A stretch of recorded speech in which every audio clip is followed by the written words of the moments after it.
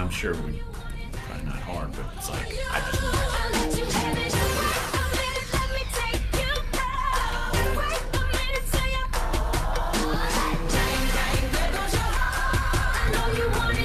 Attention, we have Monica from American World Travel giving out a great vacation package to the first 20 callers. Monica, what do you have for us? Surprise your family with a 5-day vacation at a luxurious resort in the magical world of Orlando for $4. 2 tickets to Disney World for only $3.99. But you must tell me you might need to move your chair down. 3 times in its lower your chair. 888-901-3701. That's 888-901-3701. Be one of the first callers, and we will include a second vacation to an all-inclusive destination such as Cancun, Los Cabos, or what about Las Vegas, or an exciting 3-day cruise. But you must tell me. Whoa, I hear myself pretty well. 3 times in its name. It's not like totally scratchy. That's 888-901. Yeah, you still have to bring your mic down. You're too freaking loud. I'm barely talking. Man, boy, yeah, boy. I can already hear it popping. Yeah, we went okay. I'm on 2. Let me go mess with it. We could do to fix it. We finally got it. License ST409. Messing with mine needs to go down.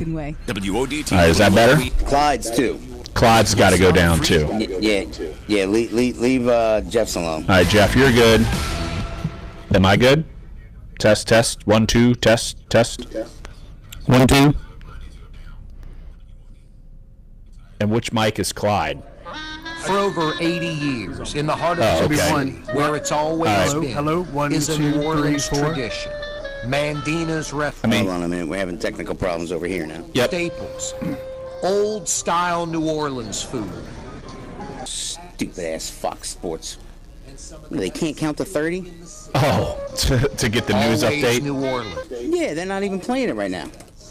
They're already 35 seconds late. Oh, I did get from a buddy of mine in San Diego. Just he was like, just a heads up, when y'all doing YouTube and y'all are all, testing stuff, they can hear you. So. Hi, YouTube. Yeah, don't curse Fox Sports' name. When I do, I prefer. What the Fox? Yeah. Sports? Let me tell you something about them Fox Sports people. Is the most the Cowboys season opener. Oh my God.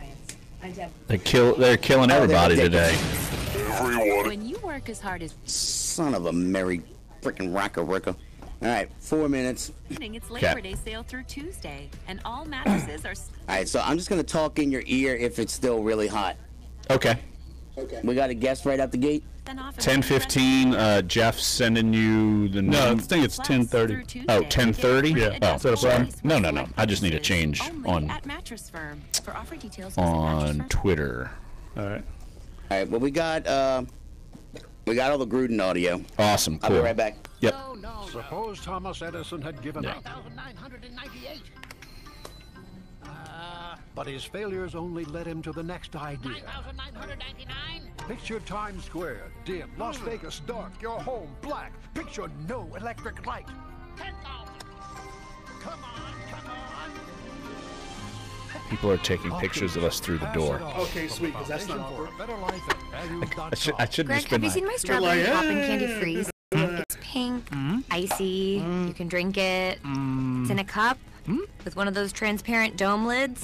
It was on this coaster, filled with poppin' candy, with a tiny note that says Brittany's Strawberry Poppin' Candy Freeze from Taco Bell. I have no idea what you're talking about. Taco Bell's new Strawberry Poppin' Candy Freeze, filled with poppin' candy. There's no hiding how delicious this freeze is. For a limited time at participating locations. Attention, we have Monica from American World Travel giving out a great vacation package to the first 20 callers. Monica, what do you have for us? Surprise your family with a 5-day vacation at a luxurious resort in the magical world of Orlando for $4. 2 tickets to Disney World for only $3.99. But you must tell me the country that has the letter A 3 times Dudley in its name. DeBosier, the official injury lawyers of the New Orleans Saints. 888-901-3701. Be one of the Morris first callers, Barton. and we will include a second No vacation soup for to an you. all-inclusive destination such as Cancun, Los Cabos, or what about Las Vegas, or an exciting 3-day cruise. But you must tell me the country that has the letter A 3 times in its name. 888-901-3701. That's 888-901-3701. Tell me a country that has the letter A 3 times in its name, and you go to Disney and a second destination for only $3.99. Call now. 888-901-3701. 888-901-3701. The American way. Hi, I'm Lieutenant Governor Billy Nungesser. Louisiana is more than just a place to visit. It's our way of life, and that means being outdoors. Join the nearly 2 million people who camped, biked, paddled, and hiked our state parks last year, as we invite you to do the same. Every corner of Louisiana has something to offer, from the world-class fishing at Toledo Bend to paddling at Fontainebleau, to exploring the ancient mounds at Poverty Point World Heritage Site. So fill up your car and staycation right here in our home, Louisiana. We alarm our houses, and we alarm our cars. But when it comes to your personal information, it can be tough to know when something isn't right. That's where Discover Card can help. Now, we'll send you an alert. Yeah, we got about a minute. Social security number on any one of thousands of risky websites. And we got the Gruden cuts too. Members. Cool. Just sign up online. We're not going to do that till 11 o'clock hour. Not just your account. Learn more at discover.com. Alrighty.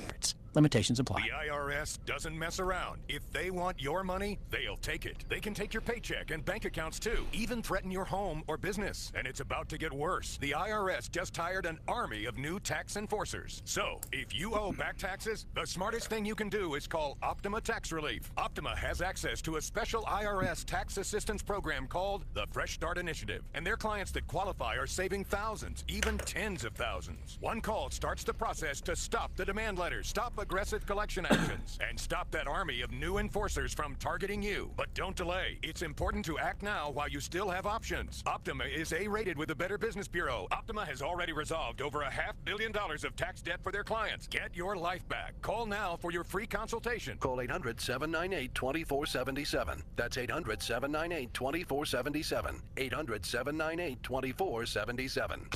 Optima Tax Relief. Some restrictions apply. For complete details, please visit OptimaTaxRelief.com.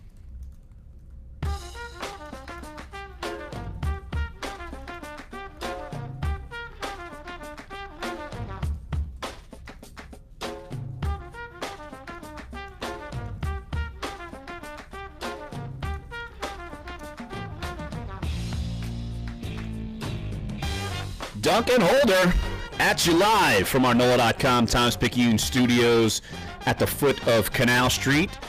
Larry Holder, Jeff Duncan, Clyde Verdun in the house with us as well. And Saints Week starting up already. Look, Sean Payton having his conference call. He had just a little while ago. We'll bring you some of his thoughts, and if we get it in time, get it going, we'll have some audio.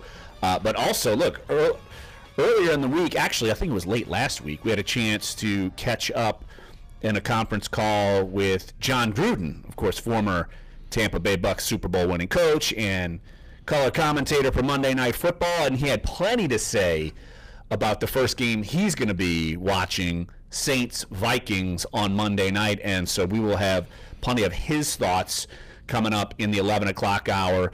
And Jeff, you were able to kind of hear some of the things that Sean Payton was saying in the conference call. Look, he had some glowing things to say about Trey Edmonds and some other aspects of it. And so, look, he's ready to go. It's game week, and I guess they're going to have one extra practice today because typically on a Monday Night Football week, a Thursday would be a Wednesday. So they're at least able to get kind of one more session in than they normally would. Yeah, and it's complicated by potential travel plans because of Hurricane Irma. They don't exactly know where that storm is going to head, and because they would normally travel on Sunday, they may have to travel a day ahead of time because the storm, as I'm sure most of you know, is looking like one of the most devastating storms that's hit the United States in recorded history. So they are looking at Plan B and C. That's going to complicate things for the football ops staff. But, yeah, Sean Payton talked today about his decision to pick up Taysom Hill. Also, Austin Carr, he talked about why they kept Trey Edmonds. Had a lot of interesting kind of insight into why they made certain decisions at certain roster spots. And also talked about the aspect of playing up in U.S. Bank Stadium and how they put together actually a scouting report on a stadium, one that they've never played in before. Just shows you the attention to detail at the NFL level. I'm assuming they gave Doug Thornton a call, and we're actually going to have Doug on tomorrow to kind of discuss the ins and outs of the new stadium up there, and I'm betting you. I bet you Sean Payton said, Doug, let's have a chat. And given that he's got his Superdome advantage and obviously a Saints fan, I think he's going to be giving them some insight or two with that new stadium. And look, that stadium's going to be hosting a Super Bowl. And look, I know plenty of Saints fans. Doesn't matter, Monday Night Football in a work week, no holiday, Saints fans will be up there in droves just because it's week 1, and they're going to try to get their butts in that stadium to try to at least give some sort of impact to diffuse the Vikings crowd a little bit. Well, you know what he talked about, which I didn't think about earlier, but because it's a little bit of an earlier kickoff than normal, and they have a lot of they have a lot of glass at this stadium, there can be issues with the sun, and there still will be kind of a dusk sunset. So he's going to get the team in the stadium immediately after they land on Sunday at about the same time, so they have the same lighting and can work on, say, punt returns, and the receivers can catch a few balls. It's really smart. As usual, Sean Payton, he thinks of every detail possible that can help his team be prepared. And just a little bit of breaking news tidbit about an hour ago. Josh Katzenstein reporting that the Saints have re-signed fullback John Kuhn. We had Josh on yesterday. He expected that as soon as the cut happened. It was basically to make room for some of those waiver claims. And so, look, John Kuhn's back, and I'm guessing that they're going to have to make a transaction to coincide that. Who it's going to be, I'm sure we'll get a better update, because if Kuhn's back today, they will make a transaction on the transaction report later this afternoon, whether it gets out there or not. So John Kuhn looks like he's back. No big surprise there. No, John Kuhn is a very respected leader in that locker room, and Sean Payton really values him. He's a key part of their offense. He's a very versatile chess piece for the offense, and they're going to need every chess piece they can get in the perimeter core, because they're going to be missing Willie Snead this week. And Sean Payton talked a little bit about that. So we'll get that audio up for everybody later. And I'm excited about one of our guests at 10:30. We're going to have Warren Sharp on. He's a analytics guru that studies the NFL, and it's becoming more and more common now. We hear a lot about analytics in baseball, of course, with Billy Beane and and also the NBA. There's a lot of coverage of analytics in the NBA. We don't hear quite as much with the NFL, but Warren Sharp is excellent. I've kind of stumbled upon him last year, and he has a preseason annual out. He's got a lot of interesting insight into the New Orleans Saints season that I think fans will appreciate, and most of it is fairly optimistic, I think. Yeah, and also he is a against the spread kind of a odds maker guru as well, and his win-loss projections for the Saints are pretty uniform with what you've seen around Vegas and such. So, but we'll talk with Warren about that as well. Do you think his win-loss record is better than ours for Week 1 of college football? I would bet lots of money that would be correct. That would be the only bet I would win, except Clyde. Not better than mine. Yeah, of course. Clyde's is always good. You knew the peanut gallery is going to chime in over there. You just gave him an opening to do it. You gave him an opening to do it, and you just let him in. And I waltz right in, guys. Thank you. Absolutely. But Warren's got, I've literally got a book of statistical analysis that I'm like, whoa, it's almost overwhelming, but it's so thorough. And so good get by having Warren on around 10:30. Then around 10:45, of course, our good buddy Todd Graff, the voice of the Tulane Green Wave. You heard him call a heck of a win against Grambling last week here for the home of the Green Wave, Sports 1280. Then Saturday, up to Navy. Going to be a big test for the Green Wave. We'll have Todd's thoughts on that as well. And then 11 o'clock hour, we'll play a lot of the John Gruden interview I was alluding to. Look, John Gruden had his thoughts on Adrian Peterson, on if this is a critical season for Drew Brees and Sean Payton, if they're going to force feed Adrian Peterson, how much does the Matt Stafford and Drew Brees deal affect things. So we'll hear from them as well. So why don't we take a quick break right here on the show, and don't forget your phone calls. 504-260-1280 is the number to get involved. So come on back, Sports 1280, NOLA.com, and the iHeartRadio app. We're Dunc and Holder.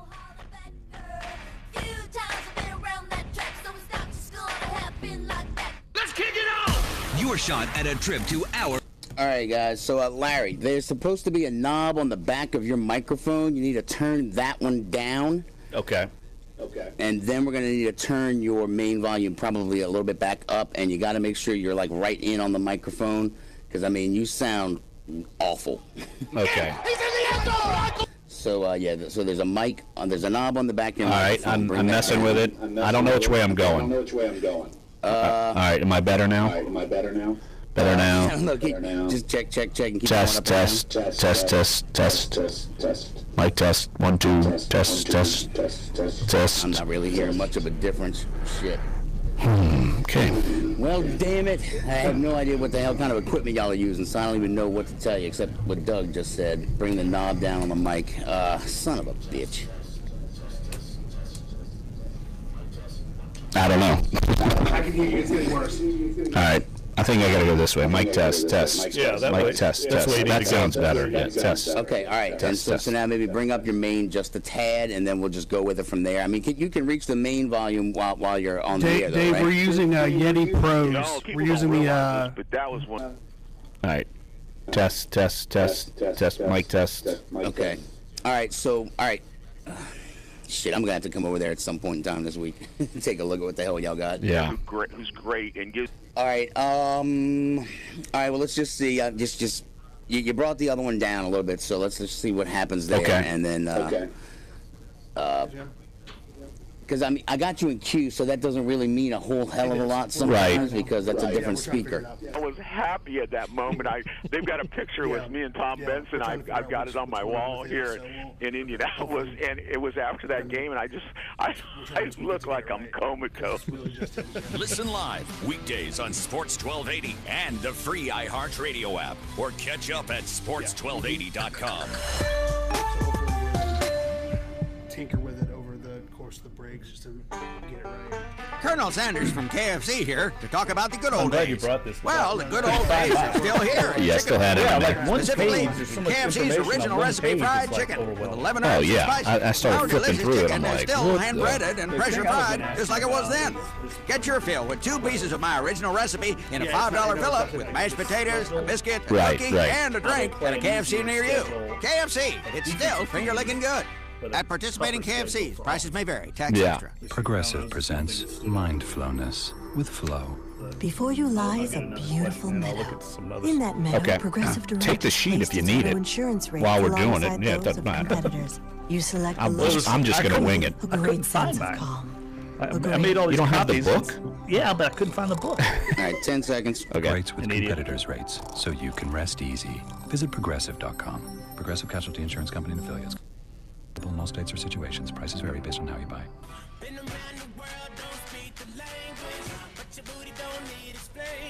This is Dunc and Holder on Sports 1280, New Orleans. Welcome back. Dunc and Holder here at our NOLA.com Times-Picayune studios here at the foot of Canal Street. And Jeff, all I've been seeing, because Ed Ogeron just did his teleconference, and the last couple of days, all I've been seeing is this hysteria over their defense called the Cheetah. Are you familiar with the Cheetah? No. It is basically, I'm assuming, the speed defense that they put up against BYU, and they just went after their quarterback, and it was the end of it. It's this new crazy thing. I don't know how crazy it is, but it's all the buzz. Tigers, cheetahs, I don't know. I assume it just has to do with speed. I used that analogy in my column. Uh-oh. Did they steal it? I don't know. I assume they had that name beforehand, but I used the analogy in my column about the defense, saying it looked like a pack of cheetahs attacking a wounded wildebeest. That's how slow and helpless BYU's offense looked. I used that exact analogy because I talked about this being a cat fight between tigers and cougars, and actually the tigers were more like cheetahs. So, yeah, maybe that will be a claim to fame for me one day. Maybe so, but I'll just read the beginning of our Chris Dave, his story, how BYU faced a 3rd and 10 when Corey Thompson did it again. The outside linebacker looped around from the right side of the defensive line and darted between left defensive end Christian LaContour and middle linebacker Tyler Taylor for a clear path to the quarterback. Once in the backfield, Thompson pulled down Tanner Mangum for a second sack of the night in the game, and Ed Ogeron saying, when we get Arden Key back on that team, we're going to have what we call the Cheetah team.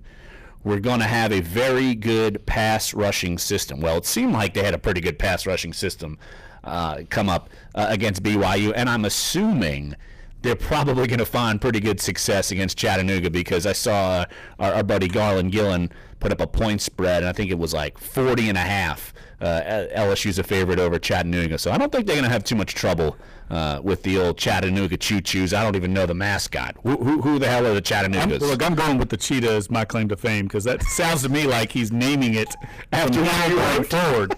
So I'm claiming that, because I don't know anybody else that can lay claim to it. But I will say this. There was one play in the game that stood out to me.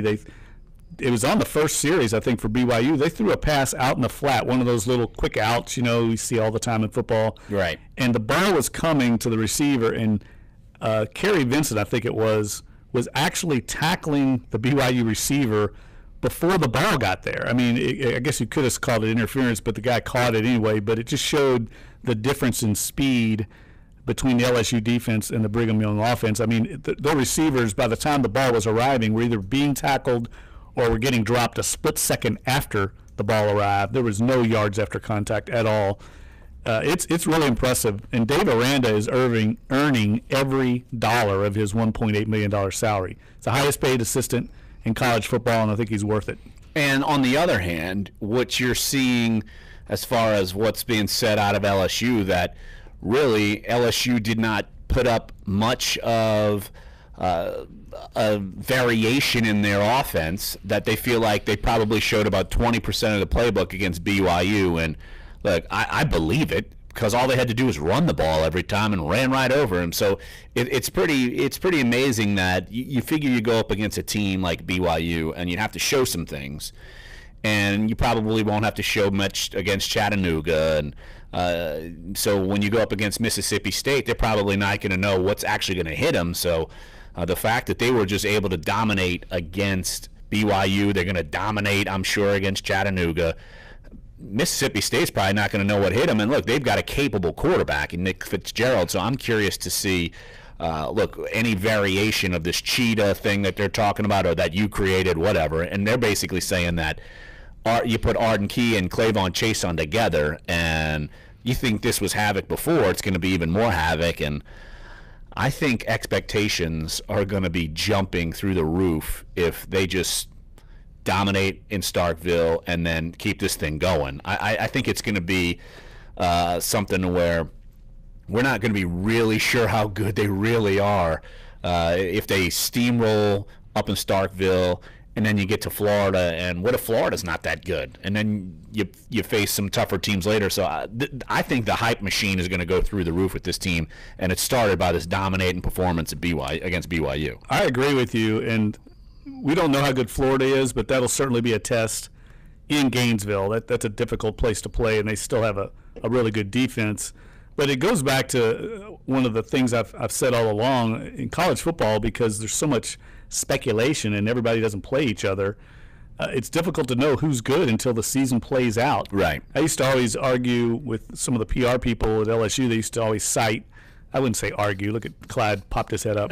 They always cite these stats of LSU played 7 ranked teams. Remember those stats they would always trot out? Well, a lot of times it'd be teams early in the year they would play when they were ranked, and they'd end up not being any good. So by the end of the year, that team might be 5-6, but they were ranked when you played them in the week 2. Right. To me, it's irrelevant that they were ranked. They're obviously not very good, but it's something you hang your hat on when you're in the PR world, I guess. Oh, absolutely. And you're going to try to do whatever you can to make yourself look good. But I do think that it's almost going to be similar to, oh boy, when was it last year? No, it was a couple years ago when they really got hot and the hype machine came up and they kind of fell back down to earth. It had to have been 2 years ago. Obviously, it wasn't last year. But, LSU, they started hot, and then that's when the rumors of Les Miles, his final demise, because they started so well and just kind of took a dip. Is this team going to take a dip? I don't know. But I could tell you the expectations are going to be through the roof by the time we get to Florida. I don't think there's any question about that. Yeah, I agree with you. And I think this is team, some people were saying this might be a sleeper team for the college football playoff. And the way the schedule lines up, I agree. I'm surprised they didn't move into the top 10. Florida State stayed at number 10. I don't understand that at all. There's nothing wrong with losing to Alabama, and they played them close for 3 quarters. Right. But now they're without their starting quarterback. I don't know if you factor that in or not. As a voter, I would. I'd have to. I have to. They're not the same team. It's hard for me to have them in the top 10 over LSU because I don't know very many teams were more impressive than what LSU put up in week 1. Looks like Florida State's going to fall off the map. Just remember, say, way back when, NCAA tournament-wise, Cincinnati was the number 1 team in the country going in. Then Kenyon Martin falls and gets an injury, and then they drop them to a number 2 seed. I mean, I think you should. Now, how far was the fall for Florida State? Look, they fell from, 3 to 10? Correct. That's a pretty steep fall anyway, so maybe they just give them the benefit of the doubt because they're Florida State. But if they struggle, they're going to drop again, and I'm sure they're going to lose again unless the new quarterback comes in and plays lights out. I just don't anticipate that. But, yeah, you could see what if Ohio State beats up on Oklahoma or something, and people lose confidence in Oklahoma. At some point, LSU's going to move up into the top 10. I don't care if it's this week or next week. Look, if they go and beat Mississippi State, they jump into the top 10. There's no doubt about that. But you're not going to see probably a ton of movement because there aren't a ton of big games this weekend outside of Oklahoma and Ohio State. All those big games happened this past weekend. Yeah, that goes back to the argument that a lot of people state maybe you should wait till week 4 or week 5 before even having an AP top 25.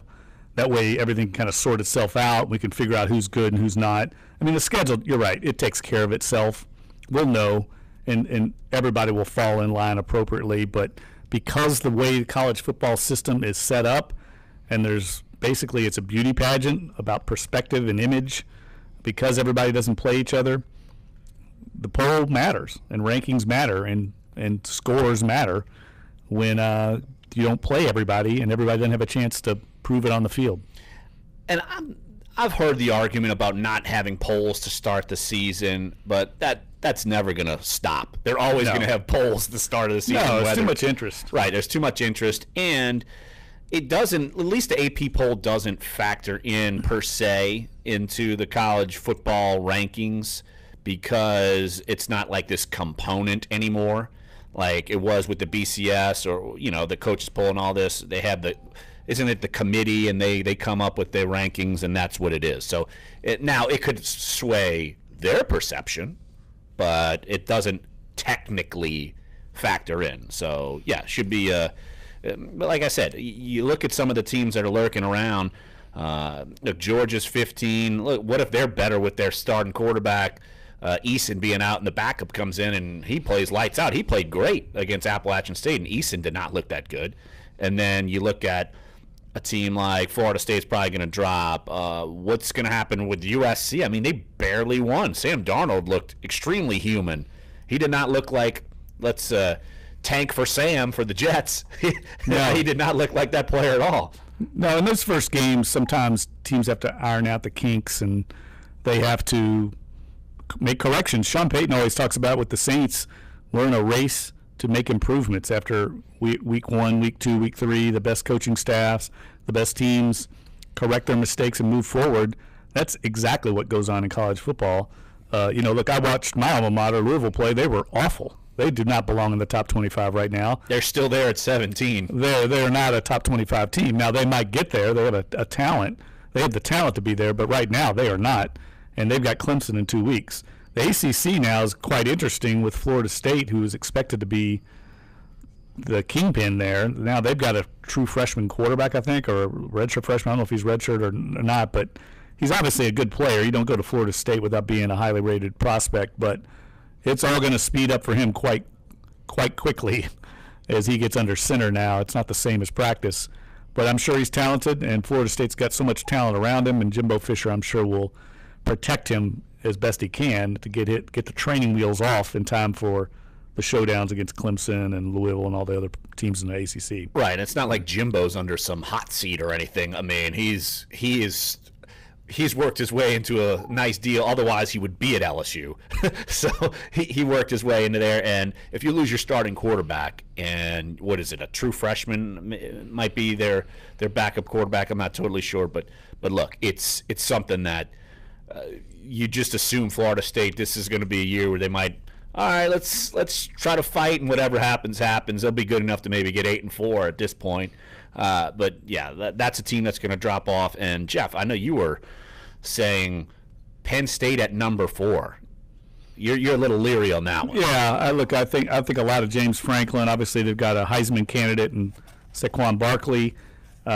It's good to have Penn State back and relevant again. I like that, but I'm dubious. To me, this looks like a year where there's 3 clear standouts in Alabama, Ohio State, and probably Clemson, and then there's going to be somebody jockeying for that 4th spot, and everybody else there's a drop-off after the top 3. So we'll see how it plays out. It'll be interesting to see Ohio State, Oklahoma this week, and because Oklahoma is, last time I saw them, they were handling Auburn in the Sugar Bowl, dominating them, and almost all their players were back. This was a big year for them. So they have a shot, I think, if they can play well against Ohio State, getting that mix. Yeah, absolutely. Let's take a quick break right here on the show, and when we get back, we will have Warren Sharp, statistical guru and odds guru, covers the NFL and covers probably everything that has to do with honestly, handicapping and such. Warren Sharp of sharpfootballanalysis.com. He will join us, and then in about 15 minutes from now, we'll have the Graff, Todd Graff. Your voice of the Tulane Green Wave will join us right here on the flagship station for Tulane Green Wave football and men's basketball here, Sports 1280, NOLA.com, and the iHeartRadio app. We're Dunc and Holder.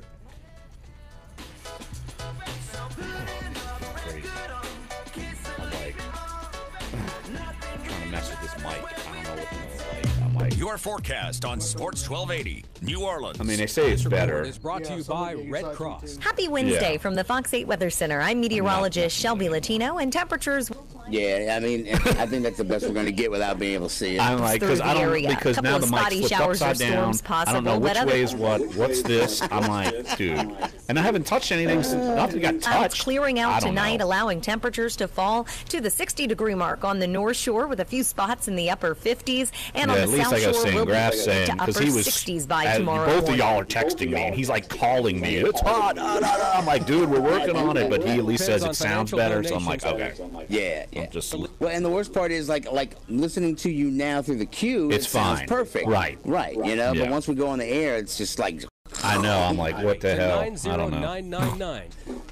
But, you know, that's the biggest problem with radio sometimes is like when people come in behind you, even if you're in a studio where you think no one's going to use it, there's always some SOB that comes around and just wants to freaking push buttons. Well, you know, they put the new mic arms in yesterday. I bet that's what happened.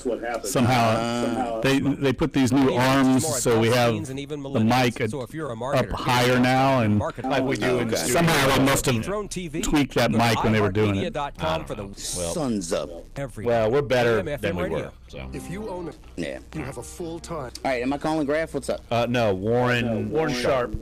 I should have texted you that, Dave. I don't know if you got it or not. A thief or anyone else who might miss. Yeah, I got it. I got to call him right now. Cool. Friends and neighbors are He's all tweeting about it, so he's ready. Remember, he's ready to party. Lock it up. For more information on firearm storage safety, visit ncpc.org. This message brought to you by the National Crime Prevention Council, the Bureau of Justice Assistance, and the Ad Council. Low prices every day. Nifty Car Rental. Best rates, best service, and best vehicles. Free pickup, delivery, and drop-off. 504-525-4551. Be Nifty. Call Nifty. Low prices every day. 3rd Division. Hi, I'm Lieutenant Governor Billy Nungesser. Louisiana is more than just a place to visit. It's our way of life, and that means being outdoors. Join the nearly 2 million people who camped, biked, paddled, and hiked our state parks last year as we invite you to do the same. Every corner of Louisiana has something to offer. From the world-class fishing at Toledo Bend to paddling at Fountainville to exploring the ancient mounds at Poverty Point World Heritage Site. So fill up your car and staycation right here in our home, Louisiana. All right, we got Warren. Okay, talk about the good old days. Well, the good old days. Who's he with? Informed. Specifically, Warren Sharp original football. recipe fried chicken. Or like Sharp Football Analysis. Yeah, Sharp Football Analysis. All right. And pressure fried, just like it was then. Get your fill with 2 pieces of my original recipe in a $5 fill-up with mashed potatoes, a biscuit, a cookie, and a drink. Yeah, I'll just title the podcast Warren Sharp, that guy. Yeah. At participating KFC. That guy who's smarter than you and me. Tax extra.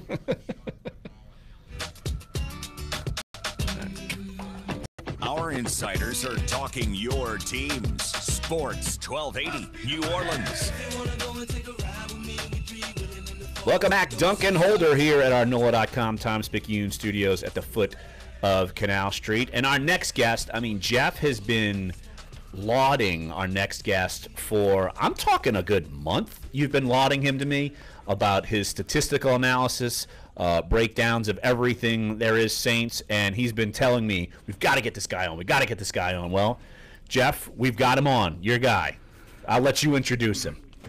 Okay, Warren Sharp visits us now. We're very pleased to have him on the program. And Warren, I got to tell you, I looked through your preseason annual and was very impressed with the thoroughness and just the amount of detail you put into this. How long does that annual take you to produce each year? Because it looks overwhelming to me. Yeah, thanks for having me on, guys. Really appreciate it. It takes, basically I start at the end of February. Once the Super Bowl ends, take about a week or so to decompress, and then I dive right back into it. And this isn't something I've been doing for years and years. I just only started doing it recently because, I wanted information out there that I felt like people could really associate with and understand well. And I didn't really see a lot of fantasy previews and things of that nature, but I wanted something that was a little bit more analytical, but still able to be related to people, relatable, understandable. So it's a long effort. I finished doing it in about June, end of June, and then I put out there. So it's basically my entire off season is spent working to collect all the data and then design the magazine. And one of the interesting things in the Saints preview that I wanted to ask you about that I think Saints fans will find interesting is you do that every team in the league. You look at their strength of schedule in detail and compare it to last year's schedule. And what's of note for the Saints is that the offense this year is going to face an easier schedule, if that makes sense. Last year they faced the third most difficult schedule. In other words, the third most difficult amount of good defenses according to defensive efficiency, according to your stats. And this year they will face the 28th most difficult schedule, so one of the easier schedules in the league. But conversely, the defense is going to face better offenses than they faced a year ago. And so that's interesting to me. And so I guess there could be reason for optimism and pessimism if you look at those two sides of the ball. Yeah, if you look at, for instance, like the radar charts, and you get a sense as to how well this offense performed. This is a top 5 offense. You guys know that. They're an incredible offense, seemingly year in and year out with Payton and Breeze there. But they did that against a very difficult schedule, as you mentioned, the third most difficult last year. This year it's going to get immensely easier. Last year they were facing the AFC West, they were facing the NFC West, so they had a lot of really good defenses in there. They're not going to be facing quite as many strong defenses week in and week out from their non-divisional schedule. But then, as you mentioned, conversely, they're going to be facing a lot of really good offenses. So I'm not as big on their overall expectations this season, but I think their offense is going to look and perform much better. I think their defense is going to look even worse than it was last year. And what that tells me is, if you like the Saints for your fantasy team, it's going to be a very good thing offensively, because I think that they're going to be in situations where, they were in this anyways. They won 7 games last year where they have to keep scoring. Well, they're going to have to do that even more because they're going to be playing much more difficult offenses on the other side, and those teams are going to continue to have success scoring against your defense. It's going to force your offense to ratchet it up another notch and continue to pile points on the board. Warren Sharp of SharpFootballAnalysis.com. Join us right here on Dunc and Holder. You can follow all of his interesting tidbits of everything NFL at Sharp Football. Warren, What do you feel as far as the line, because you do a lot of this too, as far as against the spread and lines and odds and such? Say the first 4 games of the season, do you think the Saints are going to be favored in any of these games? Well, actually, one of the things that is in the book is every single team. I published the betting lines that were released in Las Vegas for weeks 1 through 16. So they don't cover week 17 because that game is always up in the air, but they do actually line the games out every single week throughout the entire season for every single team. And you can actually go out there and bet, hey, I want to bet on the Saints week 15. You can pick which game you want to bet, and you can bet those lines.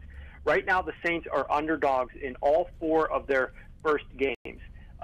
Now, a couple of those games are on the road, and they're only catching 3 points, which means they're currently a 3-point underdog in Carolina week 3, a 3-point underdog in Miami week 4. That basically means that you guys are equivalent to those teams. Las Vegas and odds makers view you guys as equivalent. They just have the home field advantage.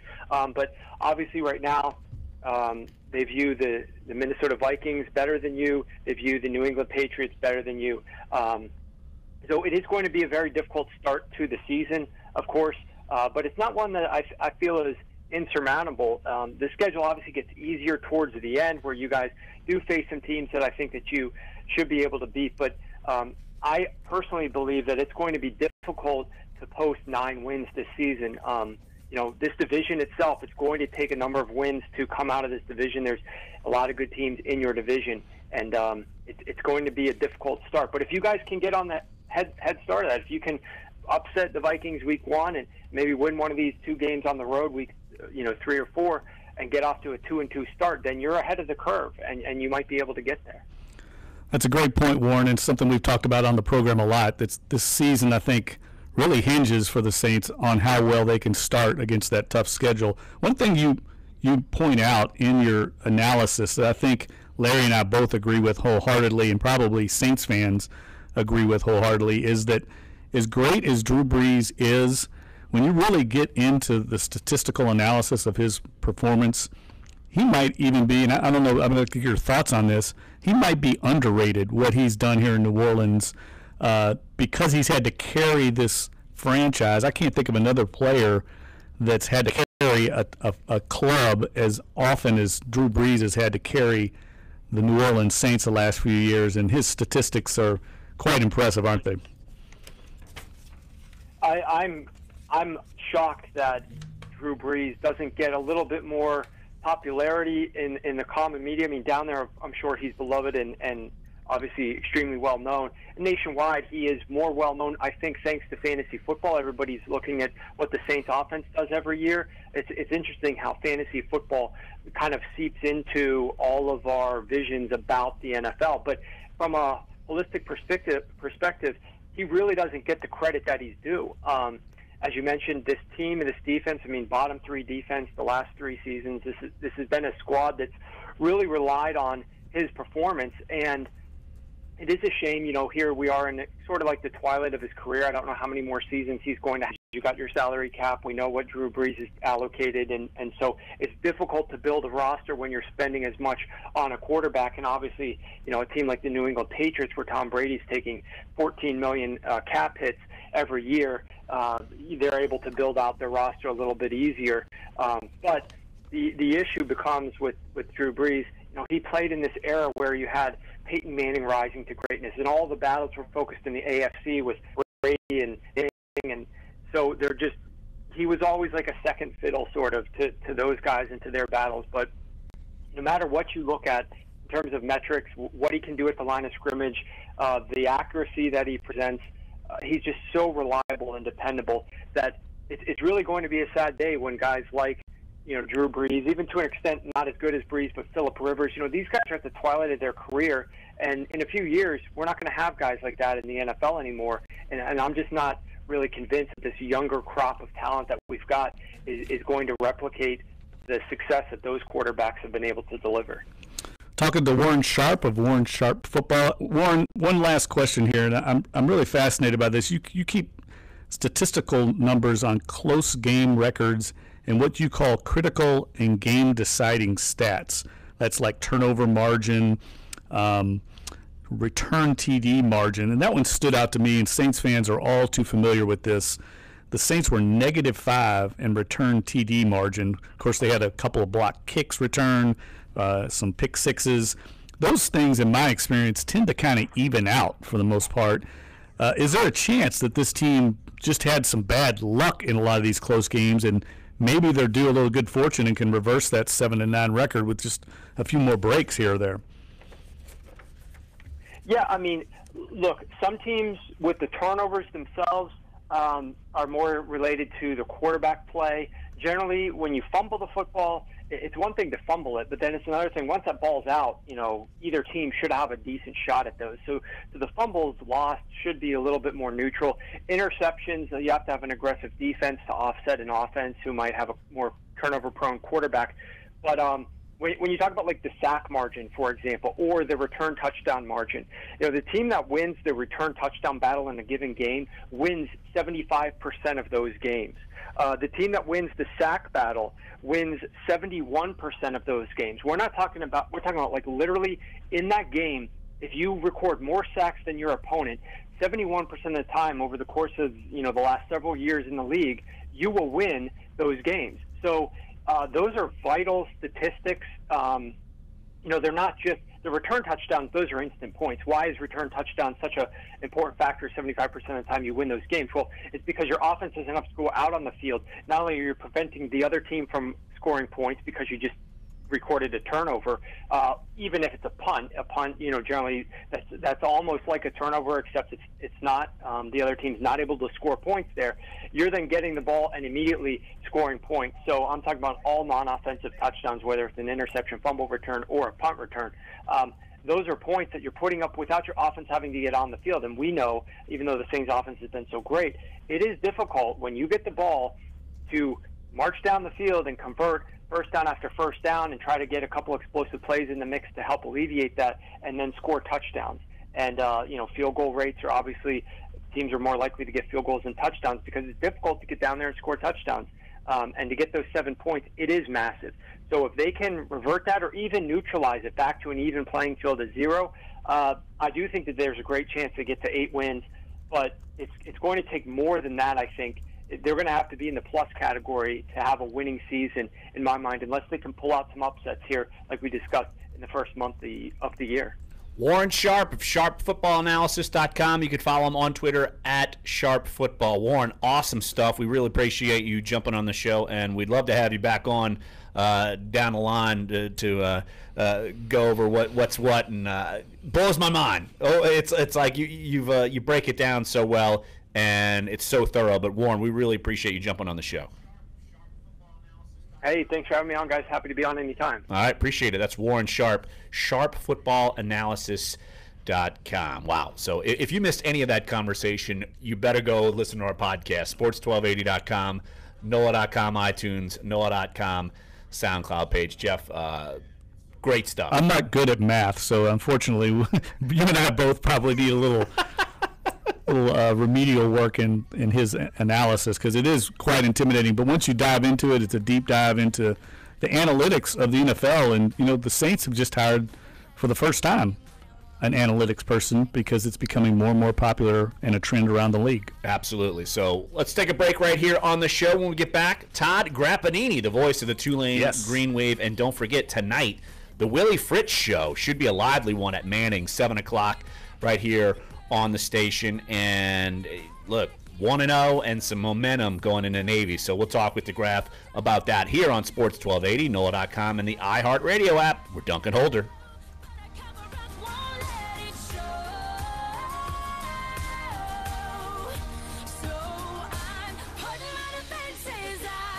Have you ever had way too much to drink at an LSU game and woke up shirtless in the... All right, am I calling Graff? Yes. Yeah, me neither. Just asking. It's the Josh Ennis Show, weekdays at noon on Sports 1280, New Orleans. Hi, I'm Lieutenant. All right, so you're gonna get mad, but tap up your main volume just a bit. Way of life. I don't know which way is up. That's the problem. Well, not. I mean, well, Clyde's gonna do it. Tap my main volume up. So you want me to do it over here on the main board? Not the one on the microphone. Oh, on the main board. Yeah, on the main board. Yeah. Exploring the ancient mounds of Poverty Point, World All right, Jeff, I barely so smudged it. And staycation. All right, that's fine. All right, we'll try it there. Yeah, that's good. I've been watching this.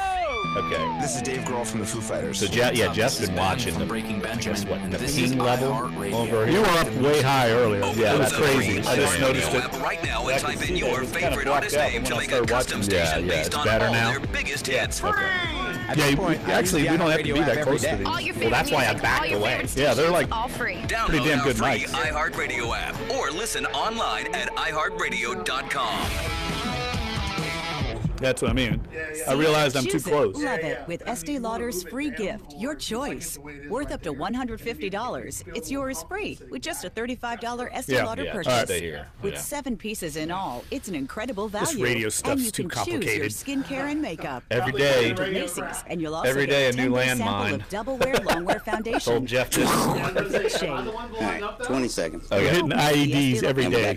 Cool. Now All for right. September 23rd at Macy's and Macy's.com. The Red Cross depends on financial donations to be able to provide disaster relief immediately.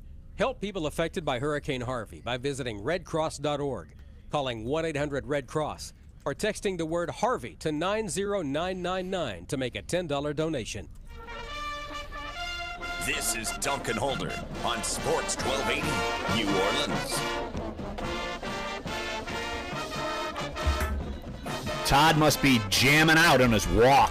I don't know where he's walking, but he does his daily 50-mile trek around New Orleans, and he's got his headphones in and ready to rock and roll with us. Todd Graff, the voice of the Tulane Green Wave. And Todd, I'm sure that Tulane went into that Grambling game assuming they were going to be in for a battle, given how well Grambling played last year, and they just came out and kind of took some authority and took over that game. I mean, what's kind of the sense around Yulman Stadium and around the program after such a really thorough win and heading into a big game against Navy this week? Yeah, Larry, it was pretty cool to watch. And by the way, I am walking past the 15th hole at Audubon Golf Club, just in case anyone was aware of my whereabouts. Please do not get hit by a golf ball. I've seen Graff out there walking at Audubon Park many a time. Absolutely, Jeff. Look, Grambling last year was nothing short of a juggernaut offensively with their quarterback, Devontae Kincaid, who's basically all everything.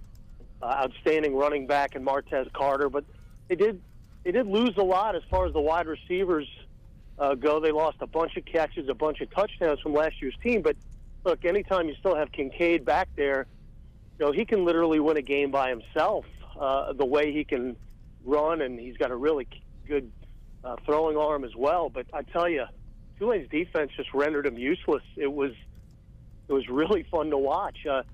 They didn't really get a first down until their fourth series, and by that time it was already 14-0. And the offense and defense played complementary football, and it just started very early. And I'll tell you what, the final score really wasn't indicative of how dominant it was for Tulane. It really should have been more or possibly less for Grambling.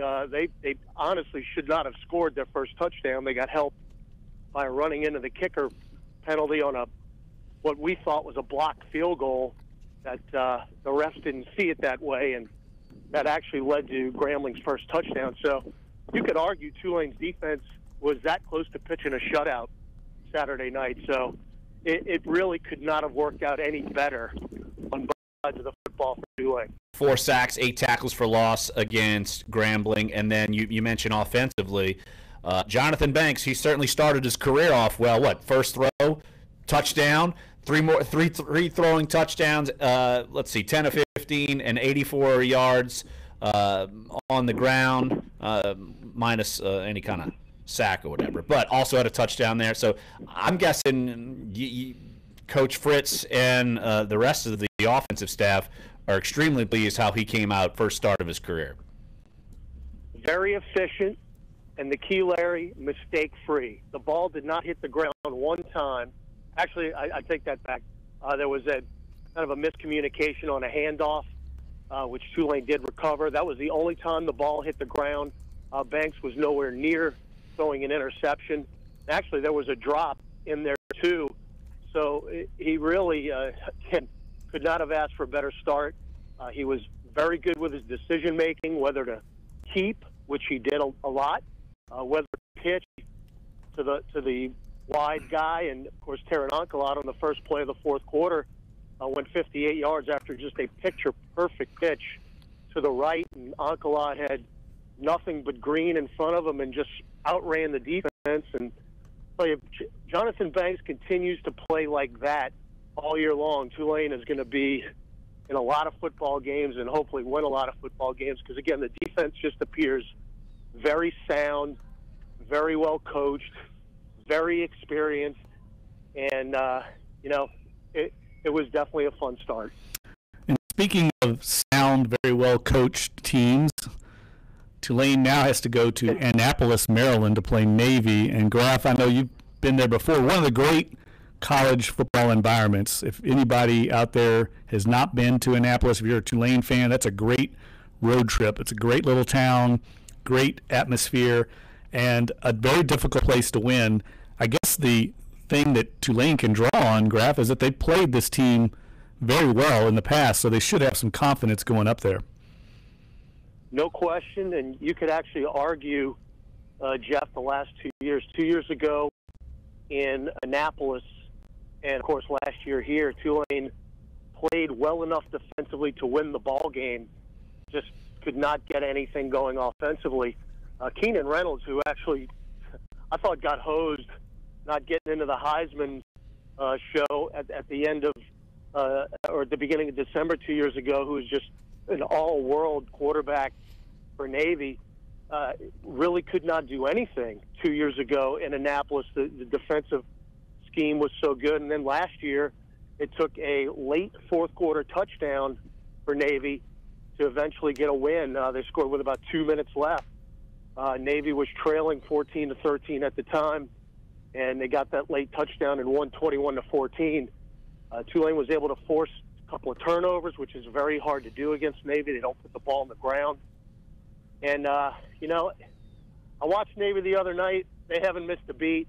They just plug in a new quarterback, Zach Abey, who actually did play a couple of games last year.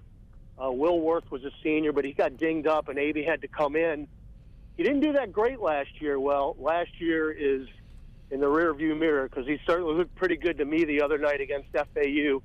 Ran for over 230 yards. And, again, they don't throw the ball a lot, but when they do, they catch you off guard, and they usually hit some deep plays. So you talked about it, though, Jeff. We played them a couple of times. Of course, we played Georgia Tech a couple of times in the last 3 years, and Army as well. So we're pretty well schooled on the triple option. Only 4 teams in the FBS run it, and we played 3 of those teams in the last 3 years. So nothing's going to take us by surprise. But then again, it doesn't when you run the triple option. You just got to figure out a way to stop it, and it's just really hard to stop. Yeah, Navy won 42-19 to ruin Lane Kiffin, the Worms debut up in Boca Raton. The Fighting Kiffins, baby. Yeah, I think they tried to. Lane was determined to get back on the field with some weather delays, and it was just a joke. And yeah, Navy did not let up on Lane Kiffin. But yeah, one more question, and then we got to let you run, Todd. Todd Graff, the voice of the Tulane Green Wave, right here on the show. You mentioned it. Stop the triple option. What's key offensively to keep the ball rolling, and what's the big key you mentioned defensively already? But what are some of the things maybe Tulane's got to clean up to go get a tough win in Annapolis? Well, the key to beating a triple option team is you've got to keep the football because possessions are going to be limited. The amount of possessions that you have against a normal team are basically cut in half when you're playing a Navy, Army, Georgia Tech, or Air Force because every single time it seems like they're playing a 3rd and 2. Even if you think you stop them on first down, more often than not, it ends up 2nd and 6. And it's really hard to stop them 3 and out. It's darn near impossible. So when you're on offense, you've got to convert on 3rd down, keep Navy's offense off the field, and, of course, score points, because Navy's going to get theirs at some point. Trying to stop Navy's offense is predicated on one thing. You've got to stop the fullback. You've got to stop the fullback dive, because that's the first option. Shoot. 20 seconds. Fullback, you are going to lose. All right, Todd. Hey, bud, we got to let you run. Let him go. Keep on going. All right. Hi, bud. See you. Todd Graff there, the voice of the Tulane Green Wave right here on Sports 1280. Of course, Willie Fritz's show tonight, 7 p.m. at Manning's. You can listen to it right here on the station. And then, Todd, 2:30 kickoff, Navy versus Tulane. So, going to be a big one for Tulane to get to a start of 2-0. So, let's come back here on the show. Hour number 2 is on the way. Dunc and Holder here on Sports 1280, NOLA.com, and the iHeart Radio app.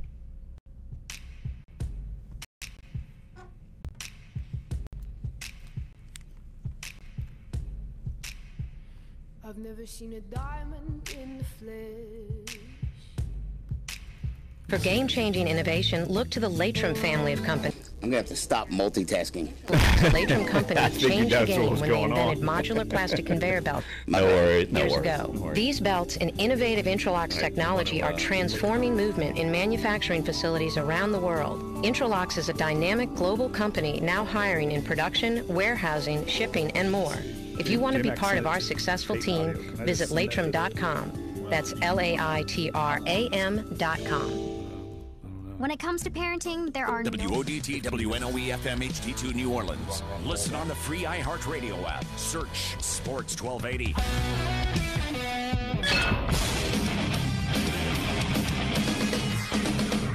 Fox Sports trending now. It's the 10th anniversary of Spygate, and the Patriots will not find themselves embroiled in a new suspicious activity. The NFL and NFLPA say they joint investigation into New England's handling of alleged Tom Brady concussions found no violations or wrongdoing by either the Patriots or their medical staff. The investigation all started when Brady's supermodel wife, Gisele Bündchen, claimed in an interview Brady had suffered concussions during the season but continued to play. The Bills say quarterback Tyrod Taylor has cleared concussion protocol. He'll start Sunday's season opener against the Jets, and Sunday's Dolphins home game against the Buccaneers has been postponed because of Hurricane Irma, now a Category 5 hurricane. It's been rescheduled for Week 11 and will be played Sunday, November 11th. Saturday's college game featuring Miami at Arkansas State's been canceled because of travel concerns for Hurricanes players, coaches, and team personnel. I'm Deb Carson. Doesn't mess around. If they want your money, they'll take it. They can take your paycheck and bank accounts too, even threaten your home or business. And it's about to get worse. The IRS just hired an army of new tax enforcers. So, if you owe back taxes, the smartest thing you can do is call Optima Tax Relief. Optima has access to a special IRS tax assistance program called the Fresh Start Initiative. And their clients that qualify are saving thousands, even tens of thousands. One call starts the process to stop the demand letters, stop aggressive collection actions, and stop that army of new enforcers from targeting you. But don't delay. It's important to act now while you still have options. Optima is A-rated with the Better Business Bureau. Optima has already resolved over $500 million of tax debt for their clients. Get your life back. Call now for your free consultation. Call 800-798-2477. That's 800-798-2477. 800-798-2477. 753 would be where he starts. Where he asks about the fine. Attention, we have Monica from American World Travel giving out a great vacation package to the first 20 callers. Monica, what do you have for us? Surprise your family with a 5-day vacation at a luxurious resort in the magical world of Orlando for 4. 2 tickets to Disney World for only $3.99. But you must tell me the country that has the letter A 3 times in its name. Call now. 888-901-3701. That's 888-901-3701. Be one of the first callers and we will include a second vacation to an all-inclusive destination such as Cancun, Los Cabos, or what about Las Vegas, or an exciting 3-day cruise. But you must tell me the country that has the letter A 3 times in its name. 888-901-3701. That's 888-901-3701. Tell me a country that has the letter A 3 times in its name, and you go to Disney and a second destination for only $3.99. Call now. 888-901-3701. 888-901-3701. That's 888-901-3701. License ST40994. Next American World Travel, the American way. When you Stephon Anthony and what led them to you keep him deserve on to 53. sleep harder every night. That's why Mattress Firm is extending its Labor Day sale through Tuesday, and all mattresses are still on sale. Like Hampton and Rhodes Queen mattresses starting at $99.99. And get over 50% off a Beauty Rest Queen mattress, now just $299.99. Plus, through Tuesday, get a free adjustable base with select purchases. Only at Mattress Firm. For offer details, visit mattressfirm.com/circulars. Product offers and prices may vary by state. I'm beginning to believe that other than love and religion, nothing changes your life more than moving your credit score 120 points. I'm John Hope Bryant, founder, chairman, CEO of Operation Hope, and we're working to expand and lift up your credit scores. Yeah. Operation Hope is partnering with major financial institutions to bring Hope inside places where you shop and flock through the Hope 700. Think about it, they have to record it because they have. All right, 1 minute. Okay, hey, we're going to do the Gruden stuff in this segment, and then Jeff got the Payton audio from his conference call this morning, and we're just going to want you to cut it in half, and we're going to play it all the way through in a couple segments, because I think people want to hear about all this stuff that Payton got asked about. Tell him I emailed him right where to cut it. Email it to you. Yeah, and it's an MP3, so you just all you do is chop has it in protected Louisiana homes and businesses for over 50 years. We earn the All right, I don't see it in my email yet. It might take a second because it's a big file. And we stand behind our 100% I gave you the timestamp on where, right about where we want to break investment. Okay, cool. Termites, roaches, ants, mosquitoes, and other pests. J&J Exterminate is Louisiana. There it is. Independently owned pest control company. Our technicians are licensed and state certified. I know. And we know what works in Louisiana's climate. Being good. Like everybody took 10 seconds. All the main running backs. Call him today, make the pests go away. J&J Exterminating. Yeah.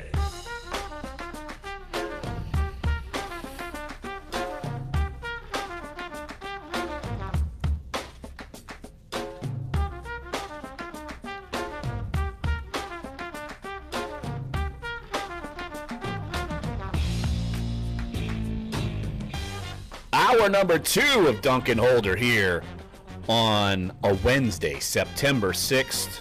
What Jeff's good friend Sean Payton calls a Camel Wednesday. Jeff probably still doesn't believe me. I brought this up every Wednesday that Sean Payton called this a Camel Wednesday once, and Jeff just does not believe that he ever did. I don't remember him ever saying that. It was a one-time thing in a random press conference where Sean did a Camel Wednesday reference, and that's stuck with me forever. Camel Wednesday. We're talking camels, cheetahs. We're talking all kinds of. What else did you say? A wildebeest, a cougar, a lion, a tiger. Jeff's down with the cougars. Oh gosh, that's the Josh Ennis show, not Dunc and Holder. Are you sure? No comment. Exactly. No comment on that. Exactly. But no, we've had a great show. Had Todd Graff on in the last segment, and Warren Sharp, who has statistical analysis all over the map. And so with that being said, Saints-Vikings, a big thing going on, and you look at the matchups, and there's all kinds of intriguing things going on with this matchup. But, of course, the primary storyline, specifically for ESPN-wise, is going to be Adrian Peterson's return to the Vikings. And look, you could be a conspiracy theorist. I don't think the Saints alerted ESPN to say, hey, we're going to sign Adrian Peterson and the Vikings. So it's kind of dumb luck, I feel like. No doubt. That's silly. And look, how big a story is it up there? Mark Craig from the Star Tribune, the Minneapolis, one of the main newspapers in the Twin Cities, he was down here a couple of weeks ago, spent some time to advance a story on Adrian Peterson, which ran, by the way, on the Star Tribune's website this weekend. They're already hyping the Adrian Peterson angle, and rightfully so. He's basically their Drew Brees up in Minneapolis. So it's a huge story up there, and we're going to have Mark Craig on the program when, Friday or? Friday, yeah. We're going to have him on there on the show Friday. Yeah, he covers the Vikings for the Star Tribune, and so we'll have a breakdown, not just of Adrian Peterson, but of the matchup and what's going on with the Vikings. Look, Sam Bradford's the quarterback, and they're delving with Delvin Cook and not Adrian Peterson anymore, and so we'll dive into that. But we had a chance last week to catch up with John Gruden, of course, very good friend of Sean Payton's and former Super Bowl winning quarterback for the Tampa Bay Buccaneers and, oh, by the way, Monday Night Football analyst. And so we asked a lot about this game because you would expect that. It's the first game. It's the game that they're calling. So lots to hear from John Gruden. So we wanted to bring it to you. And, John Gruden is as charismatic and sometimes as over the top in love with someone as you would expect. Gruden has that reputation. But let's just go through some of these sound bites because they're interesting, and it kind of gives you a national feel, a perspective of what people are thinking about, A, the game, B, the storyline, Adrian Peterson, going back to Minnesota, and C, what do they feel like the Saints are going to be this year. So why don't we just start off right off the bat with John Gruden on Adrian Peterson's return to Minneapolis.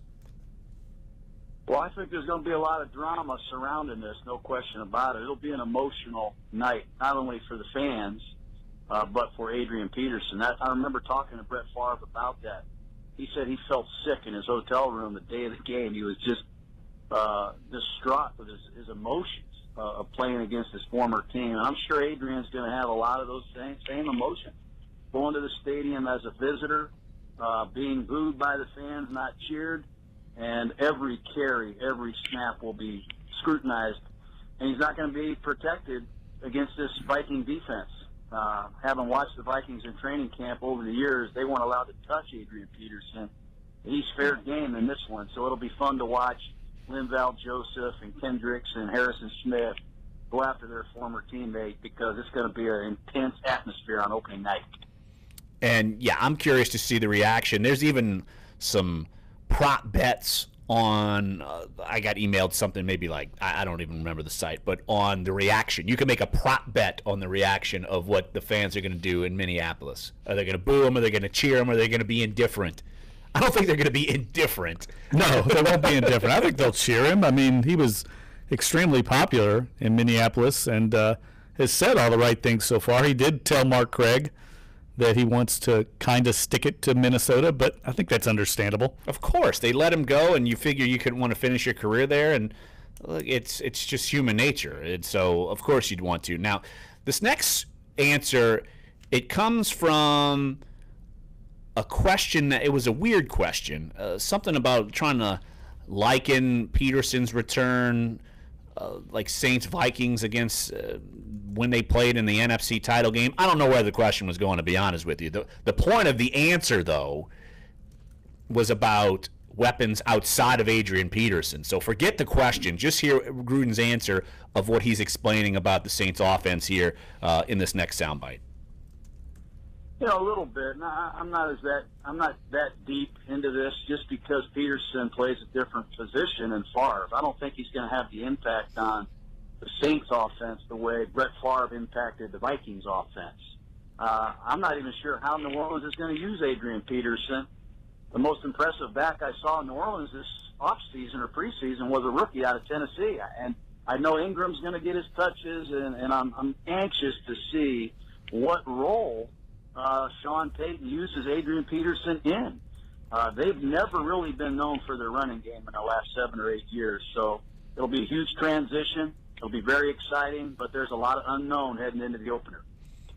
I think that John Gruden has talked with Sean Payton once or twice, and the fact that he's bringing up Alvin Kamara, I think that they're going to use him heavily, and it's something I've kind of dove into that I'm going to preview in my 1st and 10 column that's coming out later in the week. Just how the first year they used Reggie Bush, the first year they used Darren Sproles, I could see similarities. They're going to try to use him right off the bat because they feel like he can be a game breaker. Maybe use Adrian Peterson in this game as a decoy. If you know the entire Minnesota defense is fixated on him and talking so much about him, you put him in the backfield, you use Alvin Kamara as satellite back and go to him while everybody's got their eyes on Adrian Peterson. I wouldn't shock me at all to see that happen. And especially without Willie Snead, who would be your next option. I think Sean Payton feels certainly comfortable with the way Alvin Kamara's played. And even though it's not him throwing, a lot of these routes in preseason games, they've done it day and day and day and day and day in the preseason, in OTAs and mini camps. They're gearing up for an Alvin Kamara run, as far as whether running the football or catching the football, honestly. Well, the way the Saints offense has always worked, as long as we've covered them, as long as fans have watched them in this Breeze-Payton era, they take basically what the defense gives them. They come out, they have a 15-play script, they see how they were going to be defended by the defense. They run an assortment of plays and formations and alignments to see how the defensive strategy is going to play out, and then they adjust accordingly. And that's why I've always said, in fantasy football owners know this, it's difficult to gauge week to week who's going to be the star in the Saints offense because they don't even really know. They come in with a plan, but they adjust according to what the defense does, and that's the beauty of the Saints offense, is it's so malleable and flexible that it can attack in so many different ways, and I think that's what they're going to determine early on against Minnesota. Are they focused on stopping the run? If they are, they'll go to Mike Thomas and Alvin Kamara and Kobe Fleener or whoever. But we know Sean Payton well enough that Adrian Peterson going up against the Vikings, I've joked all offseason they're going to get him the ball 700 times and try to get him in the end zone as many times as humanly possible. Sean Payton has been known to try to get a former player to stick it to his old team. Look, all you got to do is just look in the past. It's happened. And one of the sound bites that we're going to play right here from John Gruden, how much will Sean Payton resist the temptation to four-speed Adrian Peterson? Give a listen. Well, that's a great question. I know Sean certainly would number one like to get Adrian Peterson the ball and have him run for over 100 yards and score some touchdowns in his return. But he'd probably like a new car, too. I mean, you can't have it what you want. It doesn't work like that. This is not a game that you can just go out and say, hey, let's get it for Adrian. They got to get Kamara the ball, because he is a great receiving back. He's dynamic in the open field. They got to win this game. They have to win this football game because they have New England the next week on a short week at home. This team needs to get off to a fast start. And whether Adrian Peterson is the go-to guy in this game or in Week 11 or Week 13 remains to be seen. But I think Sean Payton is going to check all those things at the door. He's not going to worry about who touches it. He's just going to worry about methodically moving the ball and finding a way to win this game. He's got to fight that urge, but he's not a novice at this. He's dealt with things like this before. I agree. Look, I think you're right. If he gets down in the red zone, has options, Adrian Peterson's going to be one of those options. But is he going to force feed him 25 carries? No. That's not Sean Payton. He's not that fixated on trying to get back at him, but he will. And there's no doubt if they have a big lead and they're down there and the game's in hand, he's definitely going to give it to him then. We've seen him do that, but I don't think he's going to adjust the game plan to compromise the greater goal of trying to win this game. No, but the greater goal, of course, as we've all mentioned and we know it, is to win this game. And that comes on the heels of, look, the last 3 years, Saints get off to a slow start. That's the primary reason why they're 7-9. I actually asked John Gruden about this season for Sean Payton and Drew Brees. How critical of a season is this for those two guys specifically, given what's happened these last few years? Well, I think it's critical. There's no question. And I know Sean from way back. I'm sure he puts a lot of pressure on himself. He's not the happiest guy in the world being 7-9 3 years in a row either. But I do like the fact that I think they're going back a little bit in time here with their offense. It looks to me like they're going to be more committed to slamming the ball, handing it off, much like they did when they won the Super Bowl. They had Reggie Bush, they had Pierre Thomas, but they had a hammer in Mike Bell. And Mike Bell closed out games. He set up a lot of play-action passes, and he helped their defense because they had more time of possession. And after watching this defense in the preseason, they have a lot of new faces, and they are playing with great effort. I know it's just the preseason, but they look much better on that side of the ball. And if I was a gambler, I would not gamble against Drew Brees and Sean Payton. They've been too good together for too long. If they can get this defense going and address their running game with the addition of Peterson and Ramczyk, a blocking left tackle, who knows? But it'll be fun to watch. It'll always be fun to watch, but I feel like the tail end of that, John Gruden, is just his overriding love for Sean and Drew. I wouldn't bet against him. Well, you'd be losing because they're 7-9 the last 3 years. So, John, you probably might want to bet against him, and then you'd be up in Vegas. Come on, John. What's up with that? And look, I'm serious. I'm curious to see this offensive philosophy if it changes much. I'm skeptical. I'm skeptical they're going to try and run the ball more. I think they have tried to improve the running game to close out games. Once they get the lead, then they go to the running game. They want to be successful in short yardage, in goal line. Those areas need improvement. That's what I think the improvements on the running game will pay off. But I still think when you got Drew Brees, that's what you're going to ride. You're going to ride that passing game. That's just how the league works. And trying to run the ball against this defense this week, that's one of the best front sevens in the league. Yeah, you're not going to have too many holes to find, and it's strength on strength, really. It's Saints offense versus the Vikings defense, strength on strength. We'll see what happens. And then who knows? We don't know how good Minnesota's offense is going to be, and we don't know how good the Saints defense is going to be. So it's strength and strength, weakness against weakness, and to me, whichever weakness can prevail and become more of a strength, I think they'll be in better shape. So be interesting to see. Why don't we take a quick break right here on the show? When we get back, we'll play a couple more sound bites from John Gruden, and then we will play part of Sean Payton's press conference, cutting it in half. So we'll play one part later on and then another part because, look, there's so many questions, roster moves, and philosophies on why they were keeping a player. So we're just going to play these all the way through because a lot of questions that I know you guys are going to want to have. They were asking this press conference, so we'll just kind of play it all through. So lots of sound bites the rest of the show. So come on back, pay attention here. Sports 1280, NOLA.com, and the iHeartRadio app. We're Dunc and Holder.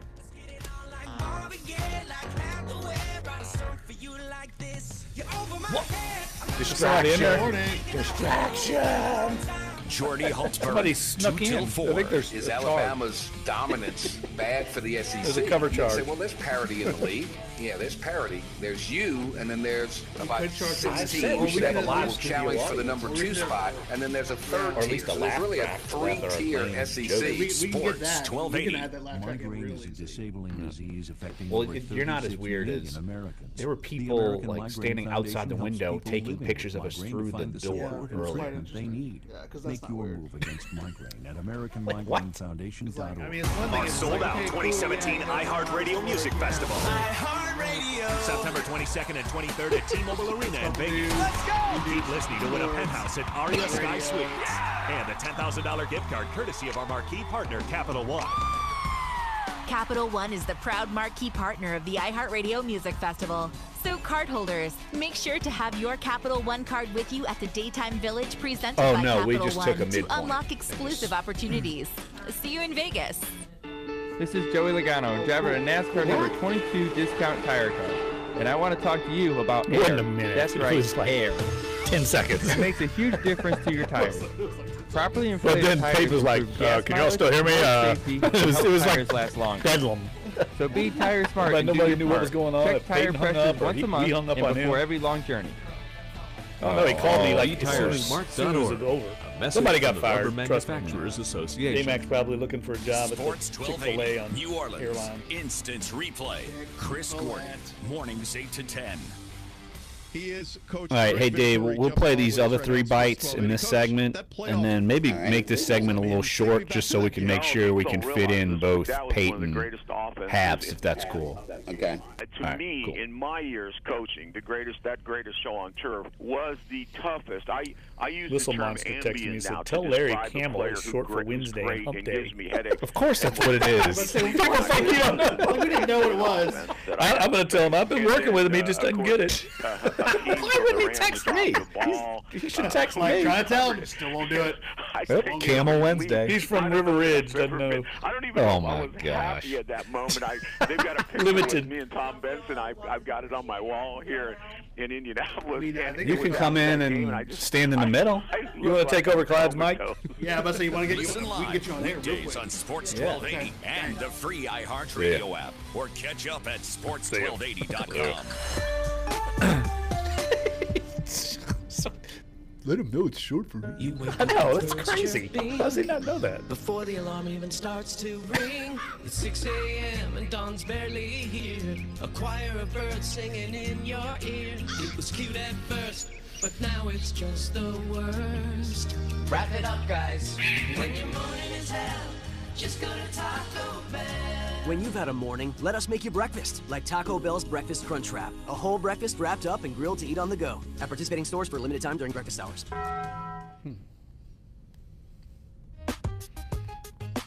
This is Dunc and Holder on Sports 1280, New Orleans. Welcome back to the show.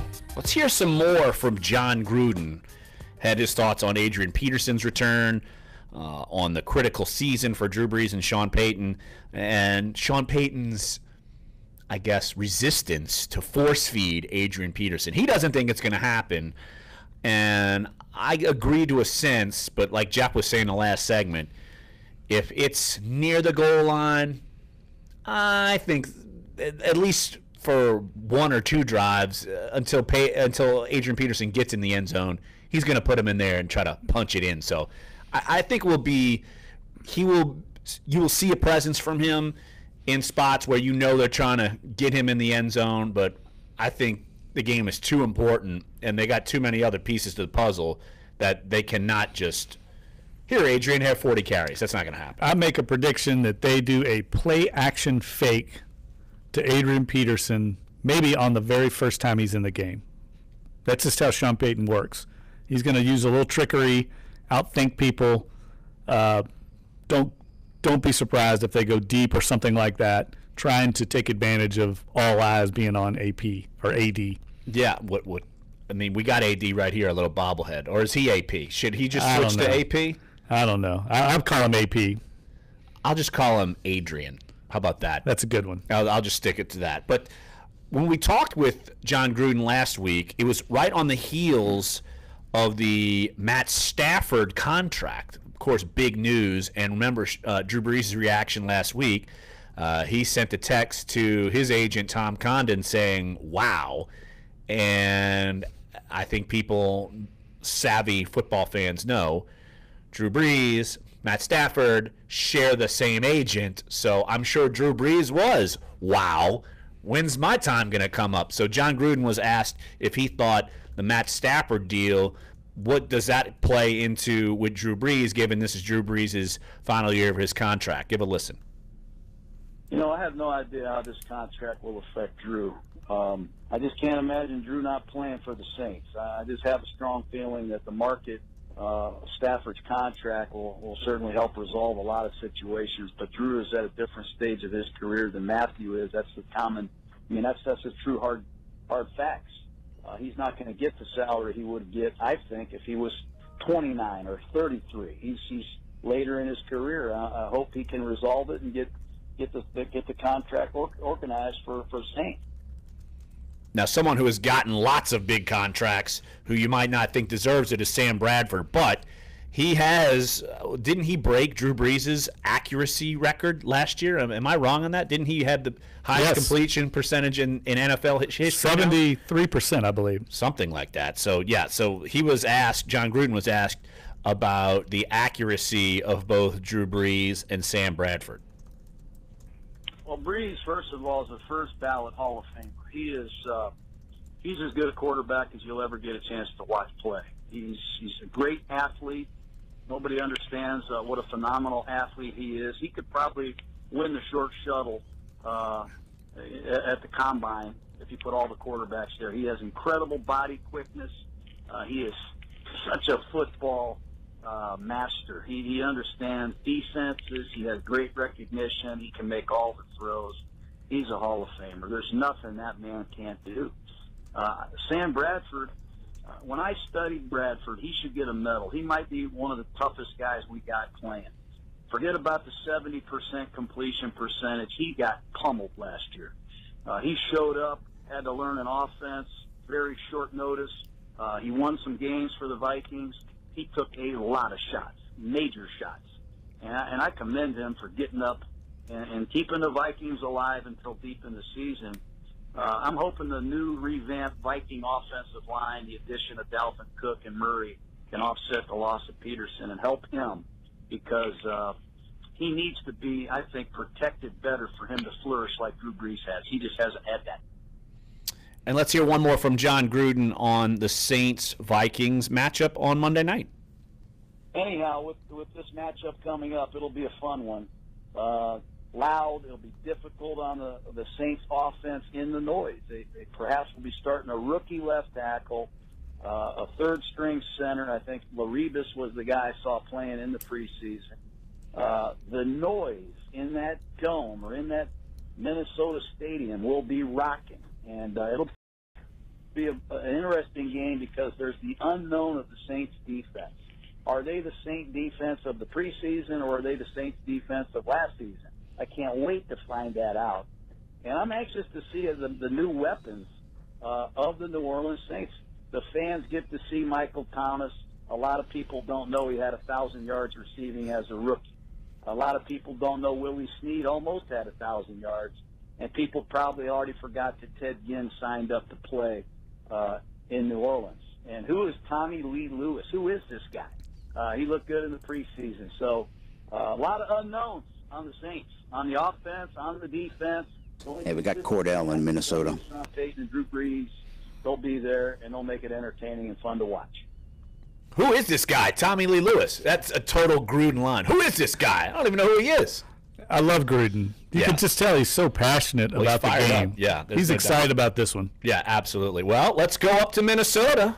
Cordell, one of our loyal, iHeart Minnesota Saints guru, join us right here on the show. Cordell, what you got, buddy? How's it going? Hey, Jeff and Larry, how y'all doing today? We're good. Good. Hey, first of all, I just want to say, every time I listen to John Gruden, he makes me want to suit up and go play some football, and I'm too dang old to be out there running around with some kids. But man, I'm telling you, I think what people underestimating the Saints. I think if our defense come to play like we did in the preseason, we're going to beat Minnesota, because Minnesota is weak on the offensive line. They starting a rookie. I think they're starting 2 rookies on the offensive line. I think we have with Cam Jordan and Okafor on the outside. I think we can get some pressure on Sam Bradford. Bradford is not a running quarterback. He's a pocket passer, a pure pocket passer, and so I think we can get a lot of pressure on him, and we could cause some turnovers. I think if we take the ball away from them once or twice in that game, I think we could quiet that crowd down and beat the Vikings. I'm pretty sure. If I watch the Vikings, they're not that good, I'm telling you, on offense. Hey, Cordell, appreciate the phone call. There you go. You're all good, buddy. Appreciate the phone call. And that's what John Gruden was saying. Sam Bradford got pummeled last year. And look, the Saints have shown some increased pressure, and they're going to bring some different looks. And they've got some more able bodies, I feel like, to do that with, say, A.J. Klein and Alex Anzalone. And, look, Sheldon Rankins is there week 1. And so the production you saw in the preseason seems like it's even given Gruden a little bit of optimism. And I think should give the Saints as an organization and Saints fans a little bit more optimism going into this Week 1 game against a Vikings offense that's not great. The Vikings offensive line was atrocious a year ago. That's what John Gruden was referring to. I went back when the Saints signed Adrian Peterson. I went back and watched all of his carries on film, and you couldn't even evaluate him because the offensive line was so bad that he was getting hit in the backfield or having to dodge tacklers in the backfield. It was atrocious, and a lot of that was due to injuries in their defense. They tried to improve it in the offseason. They brought in Mike Remmers to play right tackle. Pat, I guess it's Elflein, is a third-round pick in this draft, is starting, I think it's center. Well, they just let go of Alex Boone, too, right, who was a big free agent signing a year ago, and they cut ties with him quick. But I think this is an area that the Saints can win up front. And if they can stop the running game and Dalvin Cook and Jerick McKinnon and that group, I think they'll have success because that's not Sam Bradford's strength. He is a read and diagnose and get it out quick guy at quarterback. He's somewhat of a stationary target. Somewhat, yeah. He's got like 2 peg legs. He better be stationary because he's had all of his knees torn up. So let's take a quick break right here. And the rest of the show, we'll hear from Sean Payton, hear what he had to say on a variety of topics. Of course, a lot of the player transactions came up. Who's in, who's out. We'll hear his thoughts on that. Really, in the next 2 segments, we'll just open floor. You had the questions. A bunch of our reporters and from other people, other media outlets, they asked a bunch of questions you want to ask, so we're just going to play it out. So Sean Payton and his thoughts leading up to the Vikings game next here on Sports 1280, NOLA.com, and the iHeartRadio app. We're Dunc and Holder.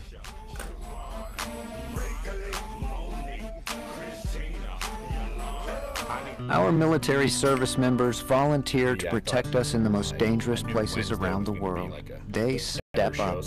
And when they are severely ill or injured, returning to their families is only the beginning of their long road home. Wounded Warrior Project provides these brave men and women whatever they need to continue their fight for independence at no cost for life. So now it's time for a grateful nation to step up.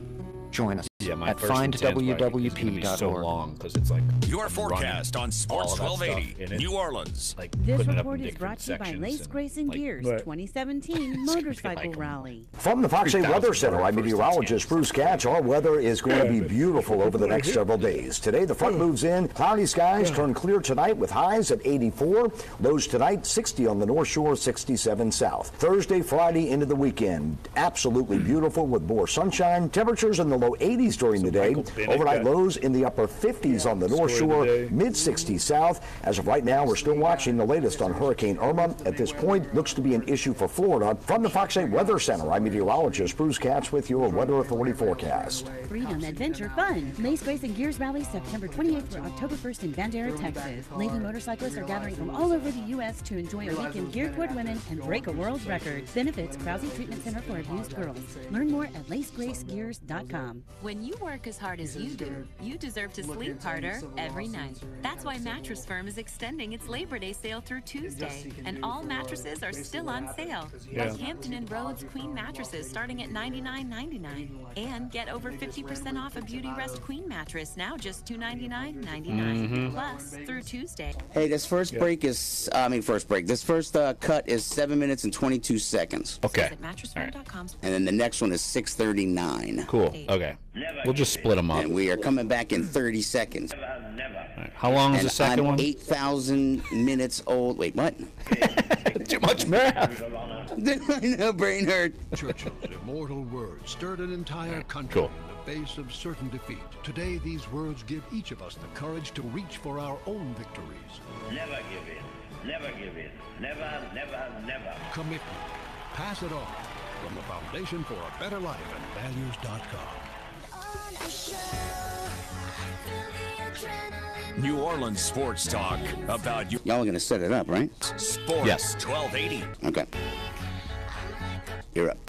Welcome back, Dunc and Holder, here at our NOLA.com Times-Picayune studios at the foot of Canal Street. And, Jeff, I thought we wouldn't hear from Sean Payton until tomorrow, but decided to have a conference call today. And they're actually going to have an open locker room period later on, and so we will be able to get our first chance to catch up with players leading up to Saints-Vikings. And, of course, they play Monday night. But Sean Payton spoke about a lot of the transactions, some of the guys they picked up, Jeff, and he was pretty candid about why X player stayed, why Y player left, and so he was, for a week one, pretty candid. Yeah, I think explaining not only why they picked up what they liked about certain players, but also just how hectic that weekend was for them. This is the first time, as we've noted on the show before, that there was just one cut-down date.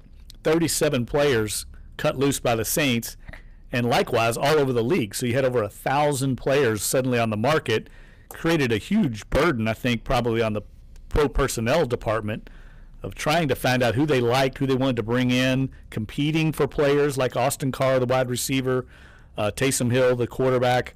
I'm sure it was different than they've ever experienced before, and you can kind of get a sense of that when he talks about some of these transactions they made. Absolutely. So we're going to cut this in half. So you'll hear Sean Payton this segment. You'll hear what he had to say also in the next segment. So let's just crank up his press conference from this morning. Sean, what did you guys see out of Austin Carr to pick him up? Well, a couple things. Number one, we felt like he was pretty advanced in his route running for a young player. I thought. All right, so we got 7 minutes. Cool. Real good balance, strong hands in traffic.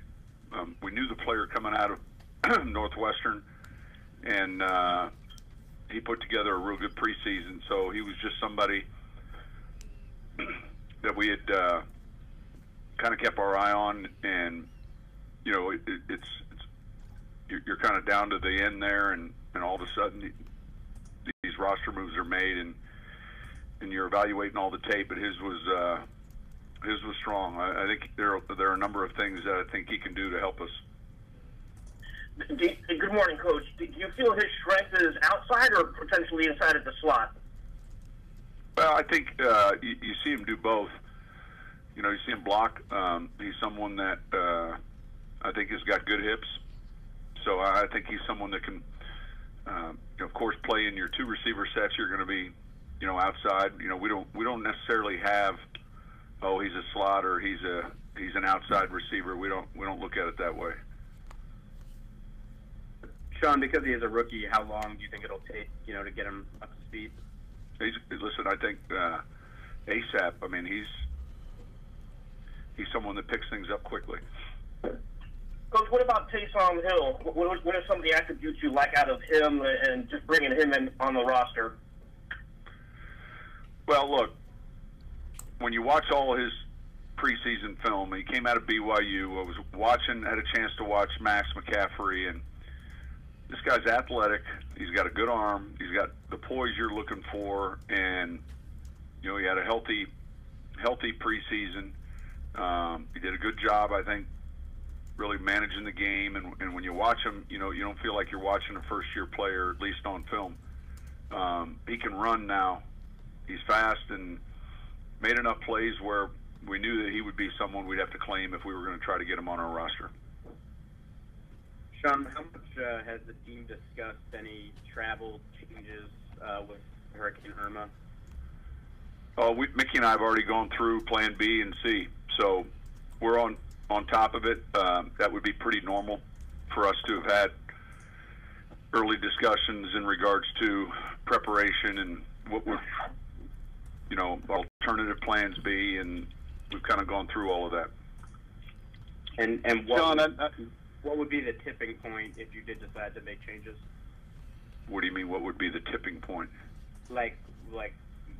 You are approaching the maximum length for recording. Finish your recording after the tone. Say it again. All right, when would you, either have to decide if you have to change something, or are you just basically following the weather? Like, how do those processes go from here on out?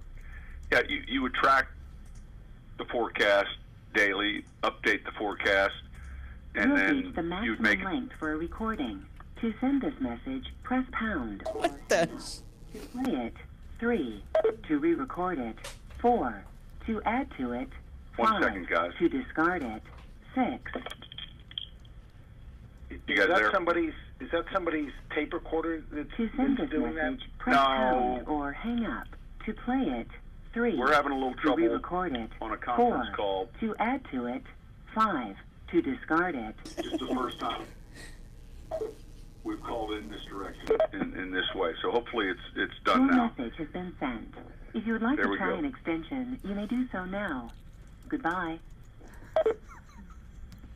Are you guys still there? Yeah, I'm here. Yeah, we're still here. All right, I got nervous when the message said goodbye. All right. What? I think a lot of it's just the speed in which the storm is traveling and where we're at location-wise in our itinerary. We've done this 2 other times before, and we'll pay close attention to this one. Sean, I wanted to ask you about that. I know you're focused on the Vikings, but you have perspective. You lived through this. Can you appreciate the difficulty the league had in rescheduling the Dolphins-Bucs game and having to force a team to play 16 straight weeks, but also taking into consideration the seriousness of the storm? Yeah, I think, look, if you look back through the history of our league, and they aren't always storm-related events, but, in 9/11, all the games were pushed back, to the end of the season. Of course, I'm sure that when you look at all the logistics, nothing about that kind of change is easy. And so, you get ready for your first game of the season, and all of a sudden, it's canceled. It's canceled for good reason, and basically your bye is in week 1. And look, when all right, we got about 2 minutes. There's things come up with the schedule, and they're the things you can't control. And if you can't control them, we try to spend less time on that as opposed to what we can control. And I think as we've all seen now what's going on in Houston, I think from a humanity standpoint and just the focal point on getting people out. I mean, this appears to be stronger than one we've seen in a long time, or historically strong, you'd say, for as far south as it is right now, and to be at the level it's at. Sean, does being without Willie for those first 3 weeks change anything you can do, and is that something you guys kind of prepared for all summer? Well, I don't know that we've prepared all summer, but certainly we were aware that this was a possibility, and then how you approach the game changes some. And yeah, I've got about a minute. What you do and who you do it with, and I would absolutely say so. Sean, a guy you kept on the 53-man roster, Trey Edmonds. Can you explain a little bit what he did to really catch your eye and earn his place on the team again? He was exceptional in the kicking game. I mean, when you get someone like that can cover, tackle, and we saw it some in college. It was something that we were hopeful that it transitioned into our league, but it really came down to the special teams and his ability to be up and active, and you're going to get 18, 20 snaps from this guy in all phases. So, all right, 10 seconds. He's strong. He also was someone we felt did a good job, running the football. But I would say first and foremost, how he's played on special teams. All right, yep. Outside of the call chaos, I mean, what was going on there? That was the first time they've ever done this kind of conference call, so I assume there's some technical difficulties. I don't know. I would think that you would call that technical difficulties. Even Sean Payton's like, what the hell is going on here? Yeah, it was pretty awkward for everybody involved. I think no one knew if we were still on the air, what was going on.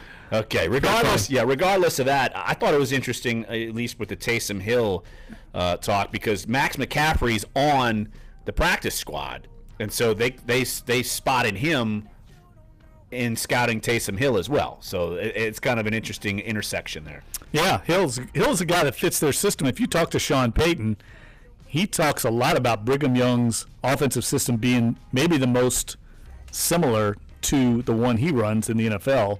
So a lot of similarities. That's why those BYU guys fit in well in his system. Well, they scored 0 points against LSU, so let's hope for the Saints fans' sake that offense isn't the same as BYU. So we'll hear some more from Sean Payton. Specifically, I know he's asked about Stephen Anthony in the next part of his conference call. So we'll play that as well coming back here on Sports 1280, NOLA.com, and the iHeartRadio app. Dunc and Holder.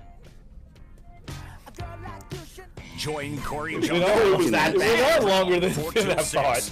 part. I did not know it was that bad. Not even a minute and a half. He was not kidding. It was like a minute. Payton was like going crazy. Payton was ready to like strangle someone, I'm sure.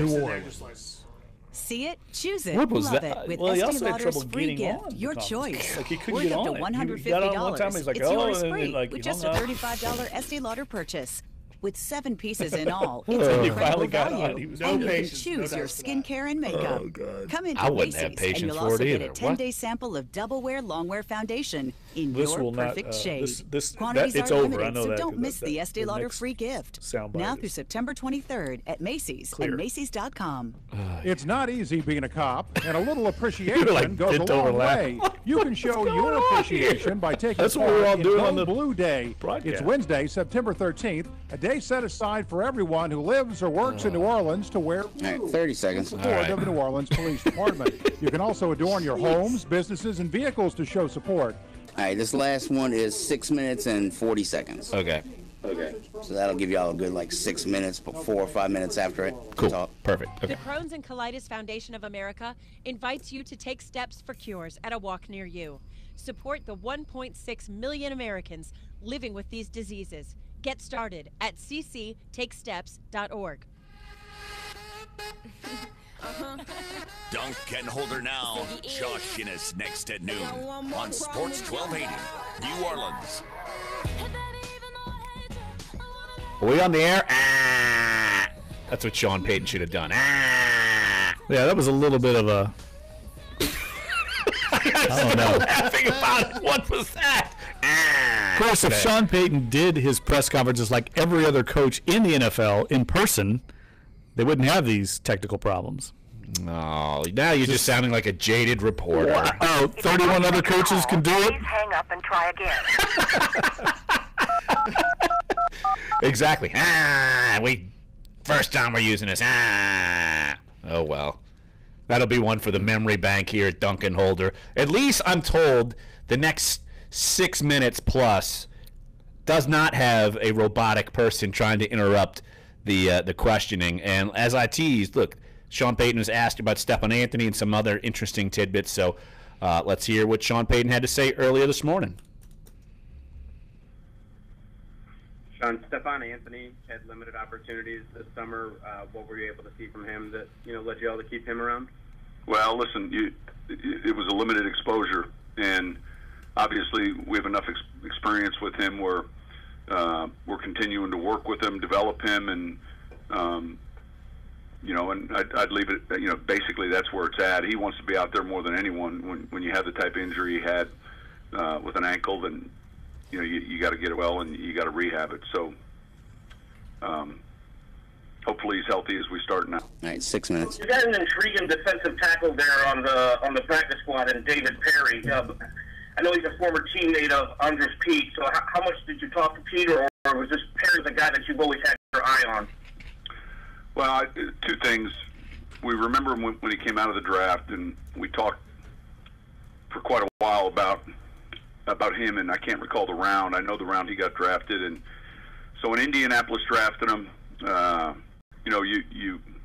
you had a mental note of where he went, and when he was waived the other day, no one claimed him, and so it was an easy decision for us to bring him on the practice squad if that was something he was interested in doing. And I spent some time talking with him.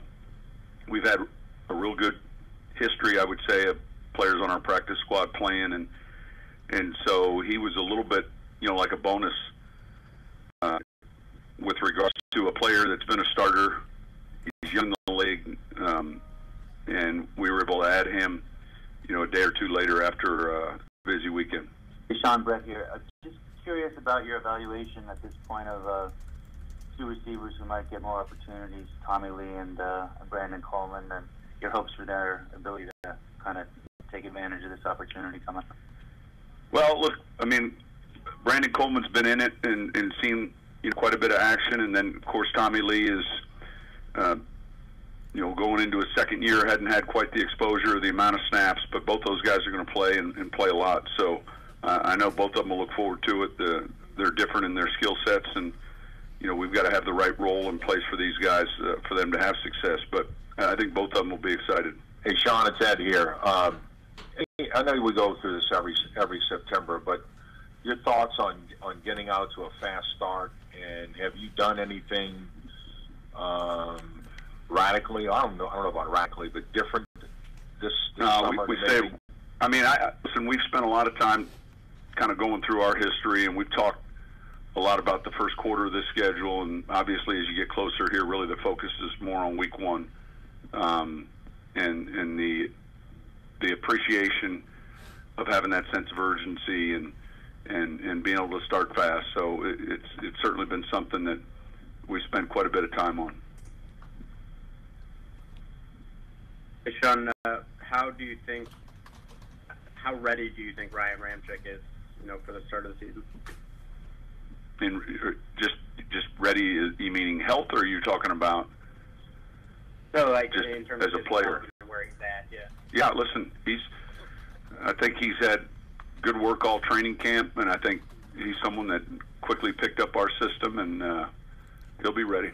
Coach, on that same line, Teron Armstead, I know at the end of training camp you were mentioning a potential PUP candidate, but since he's not on the PUP, how encouraging is that? What I said was there would really be two options with him: PUP, which he was currently on, or not, and we chose not to, and that would be a good sign in regards to his, the expectation of him coming back sooner. Otherwise, would have left him on PUP. Yep. Coach, do you think the Vikings defense is going to be coming after Adrian Peterson with a little bit extra because it's his first time back, and also they were never able to tackle him in practices? Well, look, if you play or coach in this league, this extra... All right, there's 2 minutes left, so that'll leave us about 3 minutes. Of getting ready to play and being... So gather your thoughts now. If you ever watch a game after the first 2 or 3 snaps, the speed of the game and the way guys are playing, in week one, I don't think it takes a storyline like a former running back returning to... You understand what I mean? I think that'll be discussed a lot in the early portion for good reason of this game because of how successful his career has been there. But I don't think, like I would say in the offensive meeting, hey, we know this defense is going to be coming after you extra. Yeah, in other words, we've got to be able to block and tackle, and we've got to be able to, understand their scheme, do our homework, and try to, mitigate as much as possible the noise level and third down and the things that keep you from winning, when you play a team like this on the road. And I think Monday Night Football, the opening game of the NFL season, I think, look, that's enough excitement and enough reason to be, playing all out. Sean, this is a new stadium for you and probably a lot of your players. Yeah. Is there a scouting report on the stadium? Do you do research? Yeah, actually, we do. We've got everything from sideline, where the press box is, where our locker room is, noise level at the halftime, at the 2-minute. Lighting can be an issue. Now we're playing at 5:55 Central. We'll land Sunday there and go right from the airport and actually have a workout at the stadium. Actually, right about the same time we're getting ready to kick off the following night, maybe a little bit earlier, but I don't think the sun will be as big of an issue maybe as it has been for other teams because I think it'll be more in that PM part of the day. 10 seconds. We should have no problems with the vision. So, but yeah, I'm anxious to see it. I've heard a lot of good things about the stadium. That's it. Well, that's on Payton. His conference call earlier today, and I think interesting that basically Sean Payton, look, we didn't get a lot to see from Stephon Anthony, so we're going to give him another shot. And I've said in yesterday's show, if you're going to do that, the money also pins it to you, so you might as well. If no linebackers really stood out to you, so I guess that would make sense to me if that's why they wanted to do it. Yeah, the other linebackers didn't stand out, and they know they've got a full evaluation of Stephon Anthony over the years. What they don't have is a full evaluation with him and Mike Nolan coaching him, and I think they want to give that a little more time to see if that develops. And also, Sean Payton didn't dive much into it, but certainly saying it's encouraging the fact that Teron Armstead's not on the PUP list anymore, which means you would expect him back in less than 6 weeks, maybe after the bye week, and that would probably be, to me, the prime target. But he also said Ryan Ramczyk seems like he's ready to go as far as being within the offense, and they're going to need him to be ready to go. To me, that's one of the key issues in this entire game, how Ryan Ramczyk, a rookie left tackle, not only is he going against a very good defense, but he's going to be doing it in a very difficult, hostile, loud environment. How does he handle the conditions? Because this is his first NFL game. That's tough enough on its own. He's on the road going against some top-flight pass rushers. It's going to be what my eyes are on Monday night. And then he was asked about Brandon Coleman and Tommy Lee Lewis, and basically saying, look, there's going to be more opportunities for those guys because you don't have a Willie Snead, and you figured that was going to happen. And I'm curious to see what they do with Tommy Lee, if they put him in spots where Willie Snead might be, or if they do that with Kamara. I do think, because, look, I think Tommy Lee's given them some confidence. He played very well this preseason. He was one of the better players, specifically skill position-wise, that we watched, and it was consistent all offseason, and he should be getting more opportunity in this game. I agree. Now, can he do it in the real games, in an environment like this on Monday Night Football? The big stage, as they say, remains to be seen, but we're going to find out because he's going to get an opportunity. Absolutely. So, yep, that's going to wrap up today's show here on Sports 1280 and NOLA.com and the iHeartRadio app. I want to thank Todd Graff and Annie for jumping on the show. Don't forget, Willie Fritz Show tonight, 7 p.m. 10 seconds. And we'll be back here tomorrow. Come on back, Dunc and Holder. My computer crashed on me. Gotcha. I'm like, oh, technical problems. Bye. As a small business owner,